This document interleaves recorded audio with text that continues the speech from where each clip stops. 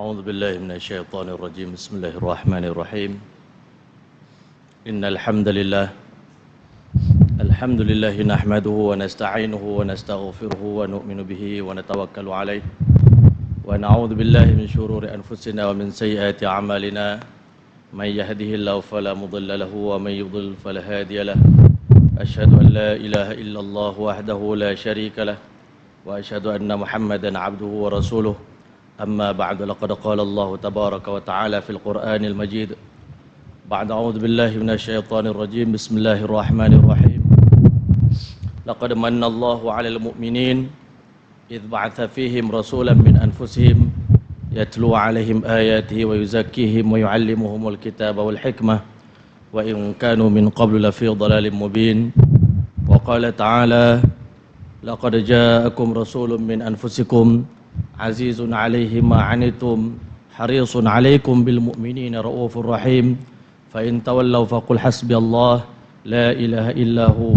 عليه توكلت وهو رب العرش العظيم وقال تعالى ألم يجدك يتيما فآوى ووجدك ضالا فهدى ووجدك عائلا فأغنى فأما اليتيم فلا تقهر وأما السائل فلا تنهر وأما بنعمة ربك فحدث وقال تعالى قل إن كنتم تحبون الله فاتبعوني يحببكم الله ويغفر لكم ذنوبكم والله غفور رحيم وقال النبي صلى الله عليه وسلم من أحيا سنتي فقد أحبني ومن أحبني كان معي في الجنة أو كما قال عليه الصلاة والسلام. Assalamualaikum warahmatullahi taala wabarakatuh. Yang saya muliakan Tuan Pengerusi Majlis, yang dihormati lagi dikasihi Tuan Imam, Barisan Ahli Jawatan Kuasa Surau At-Taqwa, pimpinan-pimpinan agama, pimpinan-pimpinan masyarakat, muslimin muslimat, hadirin hadirat yang dirahmati oleh Allah Subhanahu wa taala sekalian. Alhamdulillah, alhamdulillah, sama-sama kita memanjatkan setinggi-tinggi, sedalam-dalam puji dan syukur yang tidak terhingga kehadirat Allah Subhanahu wa taala, kerana selaku hamba Allah Subhanahu wa taala kita terlalu banyak menikmati segala anugerah dan pemberian daripada Allah Subhanahu wa taala sejak kita lahir sampai ke hari ini. Begitu banyak nikmat yang Allah telah bagi kepada kita, yang mana Allah Subhanahu wa taala sendiri menceritakan dalam Al-Quran, qul law kana al-bahru midadan li kalimati rabbi, katakanlah wahai Muhammad, seandainya dijadikan lautan sedunia ni sebagai dakwat untuk kamu tulis segala nikmat Allah Subhanahu wa taala, keagungan dan kebesaran Allah Subhanahu wa taala, kehebatan Allah Subhanahu wa taala, la nafidal bahru qabla an tanfada kalimat rabbi, nescaya akan kering air laut sebelum selesai kita menyempurnakan untuk menulis, mencatat berapa banyak nikmat yang Allah telah berikan kepada kita, betapa agungnya kudrat dan iradat Allah Subhanahu wa taala. Dan walau ji'na bimithlihi madada, sekalipun didatangkan lautan sedunia lagi yang sama juga untuk menulis kalimah dan juga nikmat Allah Subhanahu wa taala, nescaya nikmat tersebut tak mampu kita hitung, masya-Allah. Maka ulama kata kalau nak menghitung nikmat pun kita tak mampu, maka kita lebih-lebih lagi tak mampu untuk membayar kembali segala nikmat yang Allah telah pinjamkan kepada kita. Dan di antara sekian banyak nikmat yang Allah SWT kurniakan kepada kita semua selaku umat akhir zaman, maka nikmat yang paling agung, nikmat yang paling besar, nikmat yang paling hebat yang Allah telah bagi kepada kita adalah nikmat Maulidur Rasul, nikmat kelahiran Nabi kita Muhammad sallallahu alaihi wasallam. Yang mana seluruh umat-umat yang terdahulu sebelum lahirnya Nabi kita Muhammad sallallahu alaihi wasallam, walaupun umat-umat terdahulu mereka tak terpilih menjadi umat Rasulullah sallallahu alaihi wasallam, tetapi dalam kitab-kitab yang terdahulu, di dalam kitab Samawiyah, dalam kitab Taurat, dalam kitab Injil, sebelum lahirnya Nabi kita Muhammad sallallahu alaihi wasallam, Allah Subhanahu wa taala telah pun terlebih dahulu menceritakan tentang Maulidur Rasul, tentang kelahiran Nabi kita Muhammad sallallahu alaihi wasallam selaku nabi akhir zaman di hadapan orang-orang Yahudi dan di hadapan orang-orang Nasrani. Sehingga orang Yahudi dan Nasrani menjadikan cerita Maulidur Rasul, kelahiran Nabi Muhammad sallallahu alaihi wasallam, sebagai cerita yang sangat penting untuk diperingatkan kepada generasi-generasi yang akan datang. Selalu mereka menceritakan tentang berita gembira ini. Wa mubasyiran bi rasulin ya'ti min ba'di ismu Ahmad, memberi khabar gembira di dalam kitab Injil, dalam kitab Taurat tentang akan lahirnya Nabi akhir zaman selepas kematian Nabi Allah Musa alaihissalam, selepas diangkatnya Nabi Allah Isa alaihissalam ke langit, satu orang Nabi ismuhu Ahmad, namanya adalah Ahmad, masya-Allah.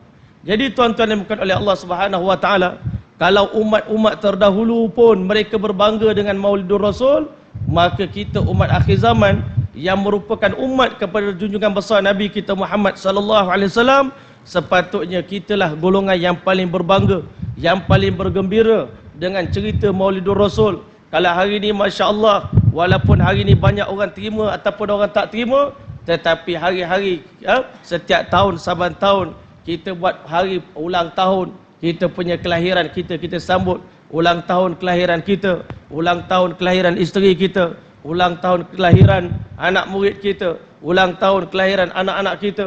Maka masya-Allah, ulang tahun kelahiran Nabi kita Muhammad sallallahu alaihi wasallam memang sepatutnya kita ceritakan.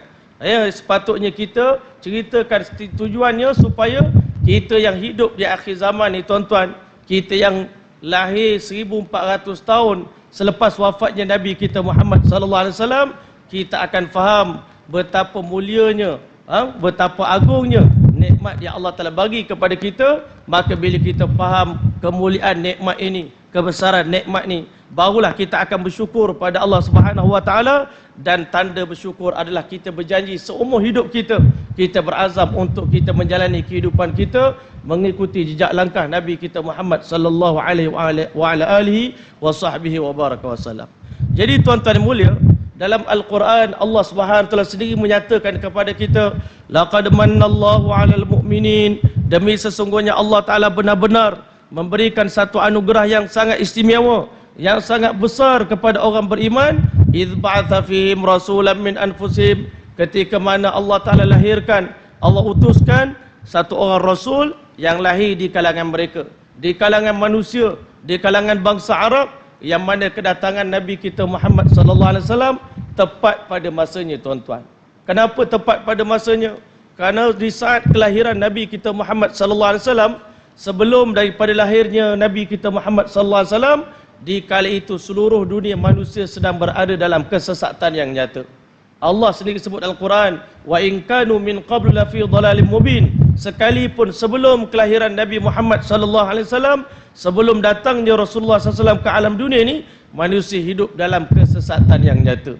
Macam mana sesatnya manusia tuan-tuan? Hari ini kita faham bangsa yang paling sesat pada ketika itu adalah bangsa Arab jahiliah tuan-tuan yang rahmati oleh Allah SWT. Kita sedia maklum orang Arab ni masya-Allah, mereka ni keturunan Nabi Allah Ibrahim AS, daripada jalur Nabi Allah Ismail AS, masya-Allah. Yang mana kita sedia maklum Nabi Allah Ibrahim AS, dia berkahwin dengan dua orang isteri. Daripada isteri yang pertama yang bernama Sarah, lahirnya Bani Israel, lahirnya bangsa Yahudi dan Nasrani tuan-tuan, yang mana untuk Bani Israel Allah Ta'ala telah hadiahkan 70,000 Nabi-Nabi dilahirkan daripada keturunan mereka, yang sepatutnya mereka bersyukur pada Allah Subhanahu Wa Ta'ala. Mereka berterima kasih daripada Allah Subhanahu Wa Ta'ala. Allah berkata dalam Quran, kami lahirkan keturunan kamu jadi Nabi, ada yang jadi raja, Masya Allah, jadi keturunan bangsawan. Sepatutnya kamu bersyukur pada Allah Subhanahu Wa Ta'ala. Tetapi daripada isteri yang kedua, daripada Nabi Allah Ibrahim AS yang bernama Siti Hajar AS, Allah lahirkan Nabi Allah Ismail AS. Untuk bangsa Arab tak ada seorang pun Nabi diutuskan oleh Allah Subhanahu Wa Ta'ala. Kerana tidak ada Nabi diutuskan, kerana kerja dakwah tak dijalankan, litunzira qauman ma unzira aba'uhum fahum ghafilun. Kedatangan kamu wahai Muhammad sallallahu alaihi wasallam ke alam dunia ni untuk memberi peringatan kepada satu umat, satu masyarakat yang mana nenek moyang mereka tak pernah disampaikan dakwah kepada mereka, fahum ghafilun, kerana tidak ada dakwah dijalankan, mereka hidup dalam kelalaian. Macam mana lalainya bangsa Arab pada ketika itu, kita sedia maklum. Ulama menceritakan kepada kita, sebelum kelahiran Nabi Muhammad SAW, masyarakat Arab mereka datang menunaikan umrah, menunaikan haji, mereka bertawaf dalam keadaan bertelanjangan, Masya Allah. Mereka letakkan 360 Tuhan, 60 berhala di sekeliling Kaabah. Di tengah Kaabah mereka letakkan berhala yang paling besar yang bernama Hubal, Masya Allah. Mereka datang apabila selesai mereka menunaikan haji dan umrah, Masya Allah, AJK Masjidil Haram akan bagi patung kecil-kecil sebagai souvenir. Nanti balik ke kampung kamu, letak patung ini di penjuru rumah, mudah-mudahan rumah kamu dipelihara daripada malapetaka. Masya Allah. Ini begitu teruknya mereka, keadaan mereka hidup dalam syirik, hidup dalam kekufuran. Mereka cinta kepada berhala, mereka cinta kepada maksiat, tuan-tuan. Bahkan pada ketika itu ulama menceritakan kepada kita, orang Arab di Mekah, mereka terlibat dengan perang saudara yang sangat panjang, yang berlanjutan selama 40 tahun lamanya. Masya Allah, ribuan nyawa telah terkorban. Orang Madinah pula, Masya Allah, di waktu itu mereka terlibat antara peperangan yang berlaku di antara Aus dengan Khazraj. Peperangan telah berlangsung selama 120 tahun lamanya. Tak ada siapa di kalangan orang Arab yang dapat memastikan sampai bila peperangan ini akan berlanjutan. Masya Allah. Dan di kalangan mereka telah buntu. Siapa di kalangan manusia yang mampu memberhentikan segala kefasadan, segala kerosakan? Waktu itu, Masya Allah, mereka hidup lebih teruk daripada binatang-binatang. Sahabat baginda sallallahu alaihi wasallam selalu mengatakan, setelah mereka memeluk agama Islam, mereka mengatakan, kunna na'budul hajar wa na'kulul jifah. Sebelum kedatangan Rasulullah sallallahu alaihi wasallam, sebelum Allah hantar Nabi Muhammad selaku Rasul kepada kami, yang kami makan adalah bangkai, yang kami sembah adalah batu-batu. Masya Allah. Begitu hinanya keadaan mereka sebelum kelahiran Nabi kita Muhammad sallallahu alaihi wasallam. Yang mana sebelum kelahiran Nabi Muhammad sallallahu alaihi wasallam, Azazil yang pernah satu masa dahulu minta kepada Allah Ta'ala doa dipanjangkan umur dia sampai hari kiamat, supaya dia dapat sesatkan seluruh anak Adam. Di waktu itu Azazil berada dalam keadaan sangat-sangat gembira melihat perkembangan masyarakat dalam dunia waktu itu. Kalaulah tidak ada gangguan waktu ini, tidak ada Nabi baru diutuskan oleh Allah Subhanahu Wa Ta'ala, maka harapan aku untuk bawa semua anak cucu Nabi Adam masuk ke neraka menjadi kenyataan. Tetapi Allah Subhanahu Wa Ta'ala yang Maha Pengasih, Maha Penyayang, Allah Subhanahu Wa Ta'ala lahirkan Nabi kita Muhammad sallallahu alaihi wasallam. Jauh sebelum lahirnya Nabi Muhammad sallallahu alaihi wasallam, orang-orang Yahudi yang mana hari-hari mereka baca dalam kitab mereka tentang kelahiran Nabi Muhammad sallallahu alaihi wasallam, maka mendorong sekumpulan orang-orang Yahudi yang berada di Palestin waktu itu, mereka buat keputusan, kita kena tinggalkan kampung halaman kita, kita kena pergi ke Mekah, kita kena pergi Madinah untuk kita menyambut kelahiran Nabi Muhammad sallallahu alaihi wasallam. Sekumpulan Yahudi mereka berkampung di Mekah. Kenapa? Kata mereka, kita nak sambut Maulidur Rasul. Sekumpulan Yahudi yang lain mereka berkampung di, Masya Allah, di Khaybar sana, tuan-tuan. Yahudi Bani Quraizah, Yahudi Bani Qainuqa, Yahudi Bani Nazir, mereka berkumpul di Madinah dengan tujuan nak menyambut hijratul Rasul, hijrah Nabi Muhammad sallallahu alaihi wasallam, nak menyambut perjuangan Nabi, nak berjuang untuk agama bersama dengan Nabi sallallahu alaihi wasallam. Hari-hari mereka buka kitab mereka depan anak-anak mereka, baca tentang Nabi Muhammad sallallahu alaihi wasallam, sehingga Allah Subhanahu Wa Ta'ala menceritakan sikap orang-orang Yahudi sebelum Maulidur Rasul, sebelum kelahiran Nabi Muhammad sallallahu alaihi wasallam.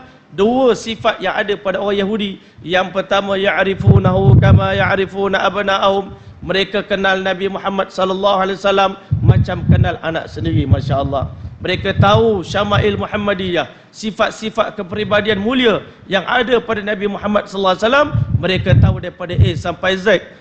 Mereka kenal di mana tempat Nabi sallallahu alaihi wasallam akan lahir, pada hari bila dia akan lahir, pada waktu bila dia akan lahir, macam mana kaifiat cara lahirnya Nabi Muhammad sallallahu alaihi wasallam. Masya-Allah. Yang kedua, sifat-sifat orang Yahudi waktu itu, wa kanu min qablu yastaftihuna 'ala alladhina kafaru. Sebelum kelahiran Nabi Muhammad sallallahu alaihi wasallam, bila mana orang Yahudi ni, mereka ni orang baik-baik, tuan-tuan, waktu itu, ahli kitab, orang soleh, tuan-tuan. Sementara orang Arab ni, Masya Allah, masyarakat yang brutal, ganas, tuan-tuan. Orang Arab ni merompak, menyamun orang Yahudi. Kadang-kadang orang Yahudi ni menyamar sebagai peniaga-peniaga, datang ke kota Mekah, datang ke kota Madinah, kononnya nak berniaga, tetapi hakikat sebenarnya mereka nak mengintai Maulidur Rasul, kelahiran Nabi Muhammad sallallahu alaihi wasallam. Maka, tuan-tuan, kadang-kadang orang Arab datang ke kedai mereka, rampas barang mereka, rompak mereka. Mereka beritahu, tak apalah, sekarang ni kamu bulilah kami. nanti bila mana lahirnya Nabi akhir zaman, insya-Allah kami akan ajak Rasulullah SAW menawan kamu bangsa Arab yang tidak bertamadun, yang tak tahu adab dan budi pekerti. Kami akan bawa Nabi SAW, maka kamu akan jadi hamba kami satu hari nanti, masya-Allah. Berarti orang Yahudi dah lama menanti kelahiran Nabi Muhammad SAW. Maka tuan-tuan dan bukan oleh Allah Subhanahu Wa Taala, apabila tiba saat kelahiran Nabi kita Muhammad sallallahu alaihi wasallam, yang mana kita sedia maklum Allah Subhanahu wa taala telah ambil nyawa ayahanda kesayangan Nabi Muhammad sallallahu alaihi wasallam pada ketika mana Nabi sallallahu alaihi wasallam sedang berada 2 bulan dalam kandungan. Sejak daripada hari itu tuan-tuan, ibu baginda sallallahu alaihi wasallam, bonda baginda sallallahu alaihi wasallam, bonda Aminah, tiap-tiap malam didatangi oleh malaikat dalam mimpi beliau menceritakan kepada bonda Aminah, wahai Aminah binti Wahab, bayi yang kamu lahirkan bukan bayi biasa, tapi bayi yang sangat luar biasa, yang mana dengan kelahiran beliau nanti seluruh dunia akan disinari dengan nur hidayah. Maka bila mana dia lahir, maka jangan lupa namakan dia bayi ini dengan nama Muhammad sallallahu alaihi wasallam. Dan yang kedua, kamu mohonlah perlindungan kepada Allah Ta'ala, jangan sampai baginda digoda dan disesatkan oleh syaitan, diganggu oleh syaitan, masya-Allah. Maka sepanjang mengandungkan Nabi Muhammad sallallahu alaihi wasallam, maka Aminah binti Wahab melaporkan tidak berlaku sebagaimana yang berlaku kepada ibu-ibu, kepada wanita-wanita biasa di dunia, tuan-tuan. Wanita biasa di dunia ni kalau mengandung, tuan-tuan, masya-Allah, ada masa dia mengidam nak makan macam-macam, tuan-tuan, masya-Allah. Nak makan benda pelik-pelik, tuan-tuan. Yang kedua, tuan-tuan, kadang-kala kita akan rasa tak selesa, nak muntah, kadang-kala kontraksi, perut kita jadi sakit, tak selesa, tuan-tuan. Tetapi Aminah binti Wahab mengandungkan Nabi Muhammad sallallahu alaihi wasallam. Betapa mulianya Rasulullah, waktu dalam kandungan pun tak menyusahkan ibu dia, tuan-tuan, tak menyakitkan ibu dia, tuan-tuan. Bahkan semakin dekat dengan hari kelahiran Nabi sallallahu alaihi wasallam, semakin seronok, semakin bahagia, semakin ceria wajah Aminah binti Wahab. Sehinggalah tiba pada malam kelahiran Nabi kita Muhammad sallallahu alaihi wasallam. Pada malam itu, tuan-tuan, berlaku beberapa fenomena ajaib berlaku di seluruh dunia. Hari ni kita lahir tak berlaku apa-apa pun, tuan-tuan. Kita ni semua ni lahir ni, kita ni tak berlaku apa-apa pun perubahan dalam dunia. Tetapi perubahan yang berlaku pada hari Maulidur Rasul, hari kelahiran insan yang teragung, insan yang paling mulia, junjungan besar kita Nabi Muhammad sallallahu alaihi wasallam, perubahan yang pertama, fenomena yang pertama berlaku iaitu di langit sana, tuan-tuan. Perubahan berlaku di langit. Yang mana, tuan-tuan, biasanya Azazil bersama dengan tentera-tentera syaitan ni, masya-Allah, dia tiap-tiap malam dia akan naik ke langit untuk mencuri dengar, tuan-tuan, apa perintah-titah perintah Allah Ta'ala yang terbaru, firman Allah Ta'ala kepada malaikat-malaikat, supaya dia akan bawa balik berita terkini, berita sensasi itu disampaikan kepada bomo-bomo di dunia, sehingga bomo tadi akan ceritakan benda yang akan berlaku sebulan lagi, 2 bulan akan datang, akan berlaku begini-begini, menyebabkan, masya-Allah, orang akan terkesan dengan Tok Bomo, mengatakan Tok Bomo ni mengetahui benda gaib, masya-Allah. Hakikat sebenarnya berita itu datang daripada syaitan, tuan-tuan. Dia curi-curi dengar di langit sana apa titah perintah Allah Subhanahu Wa Taala. Tiap-tiap waktu dia pergi ke sana tak pernah berlaku apa-apa. Tetapi pada malam Maulidur Rasul, malam kelahiran Nabi Muhammad sallallahu alaihi wasallam, pada malam itu Azazil bersama dengan tentera dia telah diserang oleh malaikat, telah dihujani dengan taib bintang, sehingga menyebabkan sebahagian daripada syaitan mati terbakar, mati kehangusan. Ada yang jadi sawan, tuan-tuan, keluar buih dekat mulut, ada yang berbelang-belang, ada yang luka parah, tuan-tuan. Sehingga ketua syaitan Azazil mengatakan kepada semua para syaitan, sepanjang aku menjalankan dakwah, mengajak manusia, dakwah mengajak manusia masuk neraka ni, tak pernah lagi sekali pun berlaku kejadian macam ni. Oleh kerana itu dia kata, aku arahkan kepada semua bala tentera bertebaran kamu di seluruh dunia, cari apa sebab yang menyebabkan kejadian sebegini berlaku kepada kita semua. Mengapa malaikat-malaikat hujani kita dengan taib bintang? Maka sekumpulan malaikat telah sampai ke pergunungan Paran di lembah sana, di lembah Bani Hashim. Rupanya pada pagi tersebut mereka dengar Nabi akhir zaman telah pun dilahirkan. Bila sampai berita ini kepada Azazil laknatullah alaih, Azazil begitu kecewa, tuan-tuan. Hakikat sebenarnya kalau kita fikir, mengapa tuan nak kena menangis? Mengapa tuan nak perlu takut? Ini bayi Nabi akhir zaman, baru lahir, 40 tahun akan datang baru jadi Nabi. Mengapa tuan begitu takut? Mengapa tuan kena menangis? Maka sebenarnya, tuan-tuan, Azazil ni dia tahu dah, macam kita hari ni, sekilas ikan di air, dah tahu jantan betina. Dia tahu selama ini sepanjang dia buat kerja tak elok ni tuan-tuan, daripada zaman Nabi Adam sampai kiamat, inilah musuh dia yang paling ketat sekali, iaitu Nabi Muhammad sallallahu alaihi wasallam. Bila dia lahir, masya-Allah, pada waktu itu tuan-tuan, dalam riwayat Nabi SAW beritahu, dalam sepanjang sejarah Azazil cuma menangis 4 kali dalam hidup dia tuan-tuan. Yang pertama ketika mana Allah laknat dia. Allah Subhanahu wa taala laknat Azazil. Aba wastakbara wa kana minal kafirin. Dia jadi orang yang kufur pada Allah taala. Kali yang kedua Azazil menangis bila mana dicampak daripada syurga jatuh ke dunia. Yang ketiga tuan-tuan, Azazil menangis pada hari Maulidur Rasul, hari kelahiran Nabi Muhammad sallallahu alaihi wasallam. Azazil menangis berguling-guling atas pasir, tabur pasir atas kepala, menangis dengan rasa hinanya. Kenapa dia tahu sebelum lahirnya Nabi Muhammad, rancangan aku nak bawa anak cucu Nabi Adam masuk neraka dah hampir menjadi kenyataan, hampir terrealisasi impian aku. Tetapi bila lahirnya Nabi Muhammad sallallahu alaihi wasallam, macam mana Azazil ada keazaman nak bawa semua anak Adam masuk neraka, Nabi Muhammad sallallahu alaihi wasallam ada azam yang 100 kali ganda lebih besar daripada Azazil. Nabi Muhammad SAW akan gunakan segala kekuatan yang Allah bagi kepada dia, kekuatan doa, kekuatan tangisan, kekuatan usaha, mujahadah, pengorbanan Nabi Muhammad SAW akan sehingga menyebabkan Allah buka pintu hidayah, berduyun-duyun manusia masuk ke dalam agama Islam. Sebab itu Azazil menangis dengan teresak-esak. Yang keempat, Azazil menangis apabila turunnya suratul Fatihah. Ini fenomena yang pertama berlaku di langit pada malam Maulidur Rasul, bukan pada saat Maulidur Rasul. Malam pagi besok nak lahir, malam itu berlaku kejadian ini tuan-tuan. Kejadian yang kedua tuan-tuan berlaku di negara Farsi. Selalu kita dengar tuan-tuan, Raja Farsi malam tu tuan-tuan baru nak masuk tidur, di atas tempat tidur dia, tiba-tiba berlari pengawal istana, masya-Allah, berlari dalam keadaan begitu sekali pucat lesi muka dia. Tuanku, minta maaf kami ganggu tidur tuanku. Kenapa? Dia kata nampaknya seseorang telah bunuh Tuhan kita, masya-Allah. Tuhan kita dah mati. Selama ini Tuhan kita 1000 tahun tak pernah mati, tak pernah padam api. Maka tiba-tiba malam ini Tuhan kita telah dipadamkan, Tuhan kita telah dikalahkan, masya-Allah. Pening kepala, masya-Allah. Raja Farsi waktu itu tak dapat lena nak tidur tuan-tuan. Tetapi lama kelamaan, belum dia nak tidur tuan-tuan, tiba-tiba berlaku gempa bumi di negara Farsi tuan-tuan, menyebabkan 14 batang menara besar-besar yang ada dalam istana telah tumbang, masya-Allah.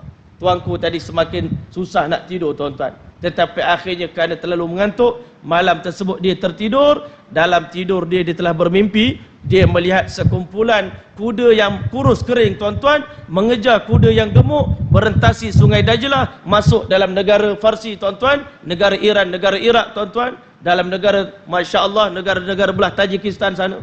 Maka akhirnya dia tengok kuda yang kecil tadi telah memakan kuda-kuda yang gemuk, kuda yang kurus itulah para sahabat Nabi Muhammad sallallahu alaihi wasallam. Satu hari nanti pada zaman Sayyidina Umar bin Khattab radhiyallahu anhu, tentera Islam akan masuk ke dalam negara Farsi dan mengislamkan semua, masya-Allah, masyarakat di dalam negara tersebut. Inilah mimpi yang menyebabkan raja terus terbangun dan tak boleh tidur lagi sampai ke subuh tuan-tuan, masya-Allah.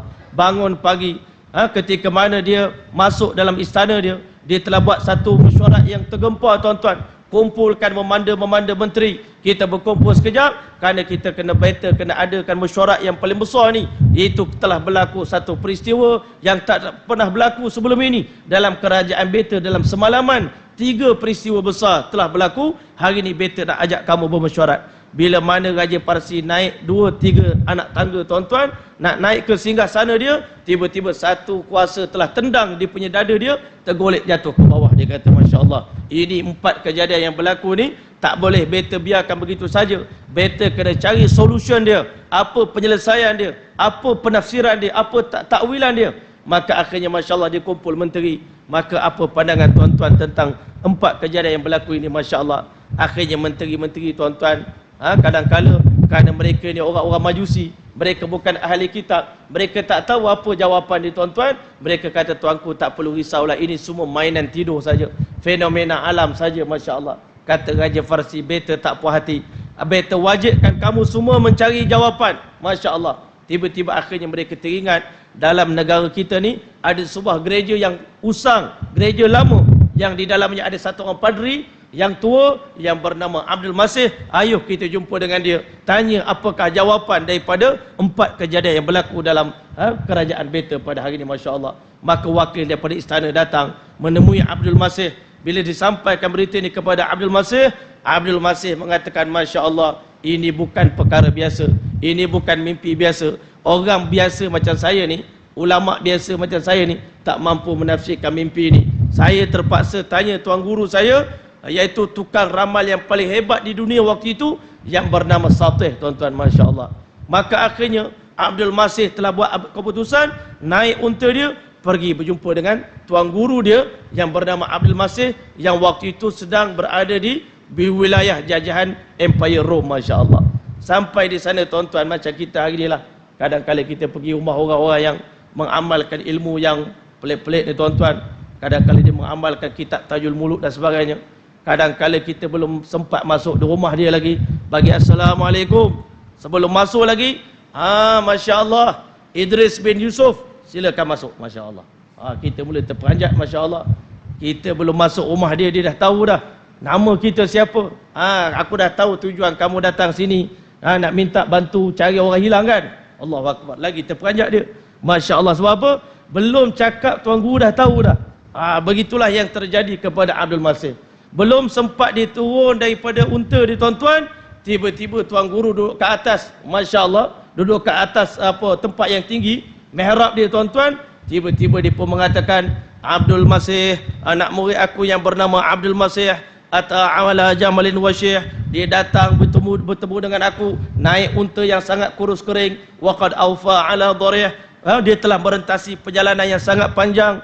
Ja'a bi khabari Maliki Sasan, dia datang berjumpa dengan aku hari ini nak sampaikan berita tentang Raja Sasan, nak tanya kepada aku an khumudin niran, tentang padamnya api di biara Majusi, wartija sil iwan, tentang jatuhnya, tumbangnya menara di dalam istana Raja Farsi, dan nak tanya datang kepada aku nak bertanya tentang soalan apakah penafsiran kuda yang kurus memakan kuda yang gemuk. Masya Allah. Terperanjat Abdul Masih. Masya Allah. Aku tak sempat sampaikan berita lagi, tuan guru dah sampaikan dah berita dia, apa yang sedang berlega dalam otak aku. Masya Allah. Maka akhirnya tuan guru dia beritahu, wahai anak murid kesayanganku, apabila wadi sawah yang selama ini tak pernah kering, tiba-tiba kering. Masya Allah. Wadi Samawah yang selama ini kering kontang, tiba-tiba telah berlaku banjir, air telah naik. Dan idza kathuratit tilawah, apabila kamu dengar suara satu hari nanti banyak orang baca Quran, maka fala yabqa li satihin syama, di waktu itu Satih yang duduk di negeri Syam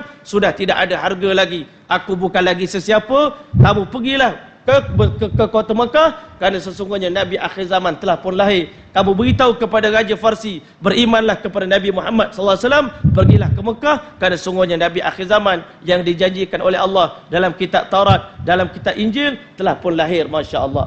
Balik tu sampaikan berita kepada Raja Farsi, bererti Raja Farsi dah tahu tentang kelahiran Nabi akhir zaman.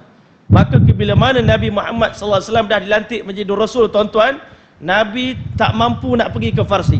Nabi sampaikan satu surat kepada Raja Farsi. Maka bila sampai surat itu kepada Raja Farsi yang selama ini dia kenal siapa Nabi akhir zaman itu, dah tahu dah dia punya jawapan dia, tetapi bila dapat surat daripada Rasulullah SAW, dia koyakkan surat Nabi Muhammad SAW. Bila sampaikan berita ini kepada Rasulullah SAW, Nabi SAW telah mendoakan, mazzakallahu Kisra kama bazzaqa risalati, sebagaimana Raja Kisra telah koyakkan surat aku, Allah SWT pasti akan koyakkan kerajaan dia. Maka kata baginda sallallahu alaihi wasallam, idza halaka Kisra fala Kisra ba'dahu, apabila Raja Kisra telah hancur, kerajaan Kisra, maka tidak akan lahir lagi kerajaan Kisra yang baru. Itulah raja yang terakhir yang telah dibunuh oleh anak dia sendiri. Masya Allah. Habislah empire Parsi pada zaman Sayyidina Umar bin Khattab radhiyallahu anhu. Maka tuan-tuan, sementara pada malam itu di kota Madinatul Munawwarah, tuan-tuan, kota Madinatul Munawwarah waktu itu, sekumpulan orang Yahudi sedang mengkaji bintang, tuan-tuan, pandang bintang. Kita ni orang Islam tak tahu apa, tuan-tuan, buta bintang. Tengok bintang, kita berjiwa dengan bini kita, tuan-tuan, kita nampak Masya Allah, indahnya bintang itu, sama macam cantiknya wajah adinda, Masya Allah. Kerana kita tak tahu bintang, kita buta tengok bintang, tuan-tuan. Tak belajar ilmu falak, tak belajar ilmu astronomi, tuan-tuan. Tapi orang Yahudi tengok bintang, Masya Allah, tiba-tiba pada malam kelahiran Nabi Muhammad sallallahu alaihi wasallam, satu orang Yahudi telah nampak sebuah bintang muncul, tuan-tuan. Wallahu alam, saya dengar sahabat saya beritahu bintang itu berwarna merah, tuan-tuan. Yahudi tadi telah menjerit dengan sekuat-kuat bi'a'la sautihi, mengatakan wailakum ya ma'syarul yahud, celaka kamu wahai orang Yahudi, qad tala'a najmu ahmada, bintang Ahmad telah pun muncul pada malam ini. Masya-Allah, terperanjat orang Yahudi. Sebab apa? Bila mana lahirnya Nabi Muhammad sallallahu alaihi wasallam, dua perasaan datang dalam hati orang Yahudi. Yang pertama, perasaan gembira. Sebab apa? Nabi yang dijanjikan dalam kitab Taurat dan Injil betul-betul dah lahir, masya-Allah. Yang kedua, perasaan bimbang. Sebab apa? Allah Ta'ala pernah beritahu amaran kepada orang Yahudi, wahai bangsa-bangsa Yahudi, wahai ahli kitab, kerana kamu telah banyak memurkakan kami, kamu telah banyak menyebabkan kami jadi cemburu, maka nanti satu hari nanti kami akan cemburukan kamu melahirkan Nabi akhir zaman min baini ikhwainikum, bukan di kalangan kamu tetapi di kalangan saudara kamu, iaitu di kalangan bangsa Arab. Kerana kamu telah banyak melakukan durhaka kepada kami, maka kami buat keputusan silsilah kenabian ini akan berpindah daripada bangsa Yahudi kepada bangsa Arab. Ini menyebabkan orang Yahudi jadi cemas, tuan-tuan, pada malam kelahiran Nabi Muhammad sallallahu alaihi wasallam. Sementara di kota Mekah pula, tuan-tuan, satu orang Yahudi dia datang di tengah-tengah bangsa Arab yang tengah bertawaf, tuan-tuan, tengah buat ibadat, tengah berzikir, tengah macam-macam, tengah buat apa amalan mereka. Tiba-tiba orang Yahudi tadi beritahu pada orang Arab semua, saya iklankan sekejap, minta masa daripada tuan-tuan, minta kumpul sekejap, saya nak sampaikan satu pesanan penting. Dia kata, masya-Allah. Apa pesanan dia? Dia kata, masya-Allah, kalau ikut perkiraan dalam kitab kami orang Yahudi, inilah malam kelahiran Nabi akhir zaman, masya-Allah. Orang Arab kata, apa kena-mengena kami dengan Nabi akhir zaman? Tak? Orang Arab tak tahu apa. Dia tak tahu nilai Rasulullah SAW, tak tahu harga Nabi Muhammad SAW, tak tahu hadiah yang paling besar. Allah nak lahirkan Nabi Muhammad ini di kalangan kamu bangsa Arab. Sebab tu kami sampaikan berita ini kepada kamu. Ya, kami tak tahu apa. Kami tak menganggap ini satu berita penting pun. Masya Allah. Orang Yahudi punya stres, tuan-tuan, masya Allah. Tak apalah kalau kamu tak nak menghargai pun nikmat Allah Ta'ala. Tapi kalau besok lahirnya satu orang bayi dengan keadaan begini-begini, tolong sampaikan berita ini kepada aku nanti, masya Allah. Tolong panggil aku. Rupanya keesokan pada hari lahirnya Nabi kita Muhammad sallallahu alaihi wasallam, ikhtilaf ulama, ada ulama kata 12 Rabiul Awal, ada ulama kata 9 Rabiul Awal. Tak ada masalah, tuan-tuan. Yang penting lahirnya Nabi Muhammad sallallahu alaihi wasallam itu confirm dalam bulan Rabiul Awal. Masya Allah. Ada ulama pula buat kajian mengapa Allah telah tak lahirkan Rasulullah sallallahu alaihi wasallam dalam bulan-bulan yang agung, dalam bulan Ramadan ke, dalam bulan Muharram ke, dalam bulan Rajab, Syaban ke. Mengapa Allah pilih bulan Rabiul Awal untuk dilahirkan Nabi kita Muhammad sallallahu alaihi wasallam? Dan mengapa Allah pilih hari Isnin? Patut Allah pilih hari Jumaat, tuan-tuan? Rupanya kata alim ulama, Allah pilih bulan yang tidak masyhur supaya dilahirkan Rasulullah SAW pada bulan itu, sehingga bulan yang tidak masyhur tadi menumpang kemuliaan Rasulullah sallallahu alaihi wasallam. Kalau Nabi SAW lahir pada bulan Ramadan, mungkin orang kata Rasulullah ni menumpang kemuliaan bulan Ramadan. Tetapi lahirnya pada bulan Rabiul Awal, pada hari Isnin, menyebabkan hari Isnin jadi mulia kerana lahirnya Nabi Muhammad sallallahu alaihi wasallam. Sebab itu orang tanya kepada Rasulullah sallallahu alaihi wasallam, mengapa tuan berpuasa pada hari Isnin? Dia kata, saya berpuasa sebab pada hari inilah saya dilahirkan, masya-Allah. Tuan-tuan dimuliakan oleh Allah Subhanahu wa taala, bila mana lahirnya Rasulullah sallallahu alaihi wasallam, disampaikan berita pada orang Yahudi, panggil, kamu semalam beritahu kalau Nabi Muhammad sallallahu alaihi wasallam lahir, beritahu pada aku. Sekarang kami datang nak jemput kamu. Yahudi tadi minta izin nak tengok Rasulullah sallallahu alaihi wasallam. Dia pun angkat jasad Nabi kita sallallahu alaihi wasallam, dia pun buka bahagian bahu belah belakang, tuan-tuan, belah kiri dia tengok, rupanya tertulis di sana, terdapat di sana mohor khatamun nubuwah, menandakan bahawa ini betul-betul Nabi akhir zaman. Diletak jasad Nabi Muhammad SAW. Yahudi tadi menjerit sekuat-kuat hati sampai pingsan, tuan-tuan, masya-Allah. Orang Arab tengok, masya-Allah, ini orang Yahudi ni pelik. Semalam dah cakap kita perkataan pelik, hari ni tengok budak kecil lahir pun dia menjerit sampai pingsan ni. Apa hal ni? Masya-Allah. Habis dibangun daripada pingsan dia, Orang pun tanya, mengapa kamu menangis? Mengapa kamu sampai pengsan? Tengok budak kecil ni, Masya Allah, bayi yang mulia ni. Maka diberitahu, Masya Allah, celaka kamu wahai bangsa Yahudi. Mulai daripada saat ini, salah silah kenabian yang selama ini dipegang oleh orang-orang Yahudi. 124,000 para nabi, 70,000 daripada mereka adalah di kalangan orang-orang Yahudi. Tetapi pada hari ini dengan lahirnya Nabi Muhammad SAW di kalangan bangsa Arab, berarti telah berpindah salah silah kenabian daripada keluarga kita. Berarti kita telah terlepas satu nikmat yang sangat besar daripada Allah Subhanahu Wa Taala. Bayangkan orang Yahudi rasa kehilangan sebab Nabi tak lahir di kalangan bangsa mereka. Bayangkan kita hari ini, kita terpilih menjadi umat kepada Nabi Muhammad SAW, tetapi kadang-kala tak rasa bangga pun. Masya Allah, ini kelemahan kita tuan-tuan. Tak rasa bersyukur pun pada Allah Ta'ala. Tak pernah berterima kasih pada Allah Subhanahu Wa Taala melahirkan Nabi kita Muhammad SAW. Di kita ni di kalangan umat Nabi Muhammad SAW tuan-tuan. Masya Allah, di samping itu tuan-tuan, di saat Nabi kita SAW nak lahir tuan-tuan, pada waktu subuh, pada hari Isnin tuan-tuan, waktu subuh, Nabi kita SAW dilahirkan di lembah, di lembah Abdul Muttalib tuan-tuan, Masya Allah, ataupun di lembah Bani Hashim, di lembah Bani Hashim tuan-tuan. Waktu itu Nabi SAW sedang berada di rumah atuk di Abdul Muttalib tuan-tuan, Masya Allah, menanti kelahiran Nabi kita Muhammad SAW. Maka saat nak menyambut kelahiran Nabi SAW, kalau kita hari ini Masya Allah berdebar-debar, ramai orang nak sambut kita. Nurse kat hospital sambut, Masya Allah. Saya pun minggu lepas, Masya Allah, Allah SWT kurniakan satu orang zuriat baru tuan-tuan. Cahaya mata yang ketujuh tuan-tuan. Anak perempuan saya lahir pada hari Jumaat, waktu orang tengah sembahyang Jumaat tuan-tuan. Alhamdulillah, syukur pada Allah Ta'ala. Tapi saya pun tak sempat nak menyambut dia tuan-tuan. Allahu Akbar. Sibuk sangat dengan dakwah tuan-tuan. Isteri saya telefon, Masya Allah, abang duduk kat mana ni? Masya Allah, dia menangis tuan-tuan. Allahu Akbar, minta maaf yang abang on the way dah ni nak balik KL ni, tapi masa tu duduk kat Sungai Petani lagi tuan-tuan. Allahu Akbar. Kenapa ayang? Kenapa? Ayang sekarang dah dekat labor room dah ni bang. Di mana abang? Masya Allah ya. Masya Allah, isteri kita nak menyambut kelahiran yang ketujuh, tapi suami tak ada di sisi. Bayangkan Siti Aminah binti Wahab tuan-tuan, nak menyambut baby pertama, suami tak ada di samping dia tuan-tuan yang dirahmati oleh Allah SWT. Tak ada siapa yang bersama dengan dia melainkan ibu kepada Abdul Rahman bin Auf yang bernama Syifa tuan-tuan. Lahirnya Nabi Muhammad SAW dalam suasana yang sangat suram, sangat gelap tuan-tuan. Yang menerangi rumah itu cuma sebuah pelita yang begitu malap tuan-tuan, dirahmati oleh Allah SWT.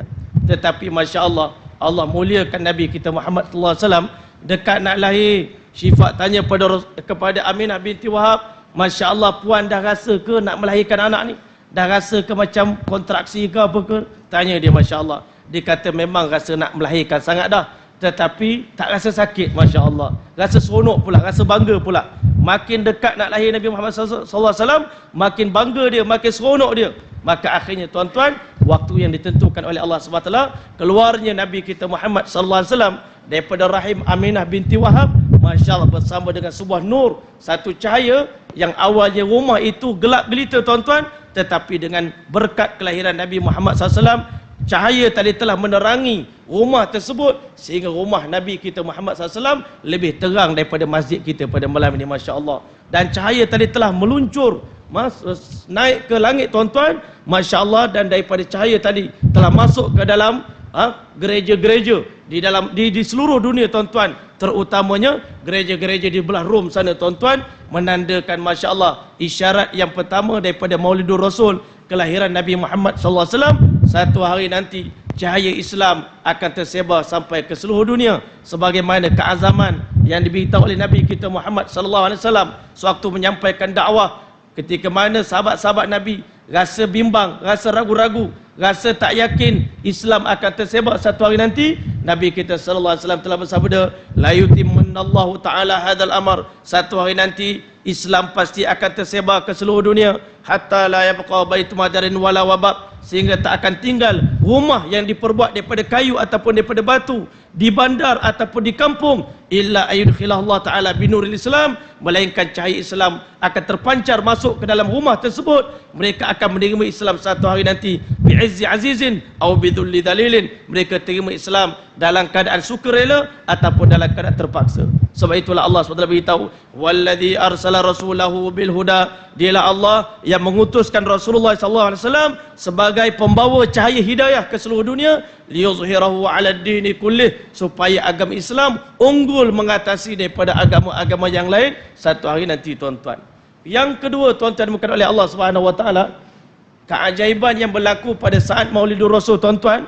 Keajaiban yang kedua, tuan-tuan, turunnya Nabi SAW daripada rahim ibu dia terus bersujud, tuan-tuan, dimurkai oleh Allah Subhanahu wa taala. Sujud atas tanah, tuan-tuan. Masya-Allah. Kita hari pertama, jangan kata hari pertama, umur 15 tahun pun tak tahu lagi, tuan-tuan, boleh sembahyang ke tidak kita ni, tuan-tuan. Rasulullah SAW hari lahir, hari pertama, tuan-tuan, dah bersujud pada Allah Subhanahu wa taala. Syifa ambil dia, tuan-tuan. Dukung jasad Nabi kita sallallahu alaihi wasallam. Bila diangkat Nabi kita Muhammad sallallahu alaihi wasallam, didapati, kata ulama dalam kitab sirah, masya-Allah, tidak terdapat walau setitik darah pun melekat pada jasad Nabi kita Muhammad sallallahu alaihi wasallam. Nabi senyum dekat Syifa, dan Nabi sallallahu alaihi wasallam, masya-Allah, mengatakan kepada Syifa, yarhamukillah, semoga Allah merahmati kamu. Terperanjat Syifa, masya-Allah, rupa-rupanya Nabi kita Muhammad SAW kecil-kecil dah boleh bercakap, tuan-tuan. Sebab itu ulama telah buat kajian, ada 8 orang manusia dalam dunia yang sudah boleh bercakap sewaktu masih kecil lagi. Salah seorang di antara mereka adalah Nabi kita Muhammad SAW. Nabi angkat tangan ke langit menunjukkan isyarat tauhid, tuan-tuan. Aku datang ke alam dunia untuk bawa manusia mengesakan Allah Subhanahu wa taala. Bangganya Syifa memandikan Nabi kita Muhammad sallallahu alaihi wasallam. Bahkan ada riwayat, sebahagian daripada ulama menceritakan Nabi kita sallallahu alaihi wasallam telah lahir dalam keadaan sudah berkhatan, tuan-tuan. Ada juga riwayat mengatakan bahawasanya Nabi berkhatan pada usia 7 tahun. Tidak ada masalah, tuan-tuan, pada dalam dua-dua riwayat ini. Masya-Allah, tidak ada masalah sebenarnya. Nak terima yang ni pun boleh, nak terima yang ni pun boleh, tuan-tuan. Ini semua adalah merupakan fakta-fakta sampingan, tuan-tuan, untuk kita menambahkan lagi kecintaan kita kepada Nabi kita Muhammad sallallahu alaihi wasallam.